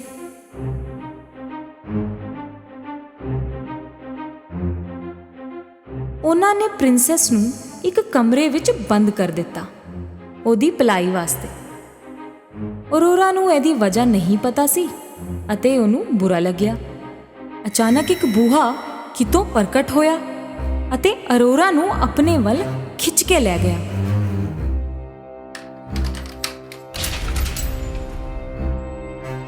ਬੂਹਾ ਖੁੱਲਿਆ ਅਤੇ ਉਹ ਆਪਣੀ ਧੁਨ ਵਿੱਚ ਉਹਦੇ ਅੰਦਰ ਨੂੰ ਤੁਰਨ ਲੱਗੀ ਅਤੇ ਉਹਨੂੰ ਦਿਸੀ ਇੱਕ ਜਨਾਨੀ ਸਿਲਾਈ ਕਰਦੀ ਹੋਈ। ਉਸੇ ਧੁਨ ਵਿੱਚ ਅਰੋਰਾ ਨੇ ਸੂਈ ਵੱਲ ਆਪਣਾ ਹੱਥ ਵਧਾਇਆ। ਸੂਰਜ ਤੇ ਡੁੱਬਦੇ ਹੀ ਕਾਲੀ ਪਰੀ ਦਾ ਸ਼ਰਾਪ ਸੱਚ ਹੋਇਆ ਅਤੇ ਅਰੋਰਾ ਦਾ ਹੱਥ ਸੂਈ ਤੇ ਜਾ ਖੁੱਭਿਆ। ਉਸੇ ਵੇਲੇ ਅਰੋਰਾ ਥੱਲੇ ਡਿੱਗ ਪਈ ਆਪਣੀ ਡੂੰਗੀ ਮਿੱਠੀ ਨੀਂਦ ਵਿੱਚ।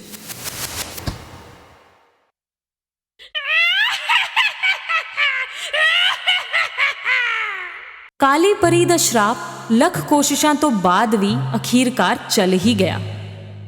ਪ੍ਰਿੰਸੈਸ ਨੂੰ ਸੋਹਣੇ ਕੱਪੜੇ ਪਾ ਕੇ ਫੁੱਲਾਂ ਦੇ ਬਿਸਤਰੇ ਤੇ ਸੁਲਾਇਆ ਗਿਆ। ਉਸ ਦਿਨ ਤੋਂ ਹੀ ਅਰੋਰਾ ਨੂੰ ਸਲੀਪਿੰਗ ਬਿਊਟੀ ਕਿਹਾ ਜਾਣ ਲੱਗ ਪਿਆ। ਕਿੰਗ ਤੇ ਕੁਈਨ ਨਹੀਂ ਚਾਹੁੰਦੇ ਸੀ ਕਿ ਪ੍ਰਿੰਸੈਸ ਨੂੰ ਕੋਈ ਵੀ ਤਕਲੀਫ ਵਿੱਚੋਂ ਲੰਘੇ। ਇਸ ਕਰਕੇ ਉਹਨਾਂ ਨੇ ਸਭ ਨੂੰ ਸੁਲਾਉਣ ਦਾ ਹੁਕਮ ਦਿੱਤਾ ਜਦ ਤੱਕ ਪ੍ਰਿੰਸੈਸ ਨਾ ਜਾਗੇ।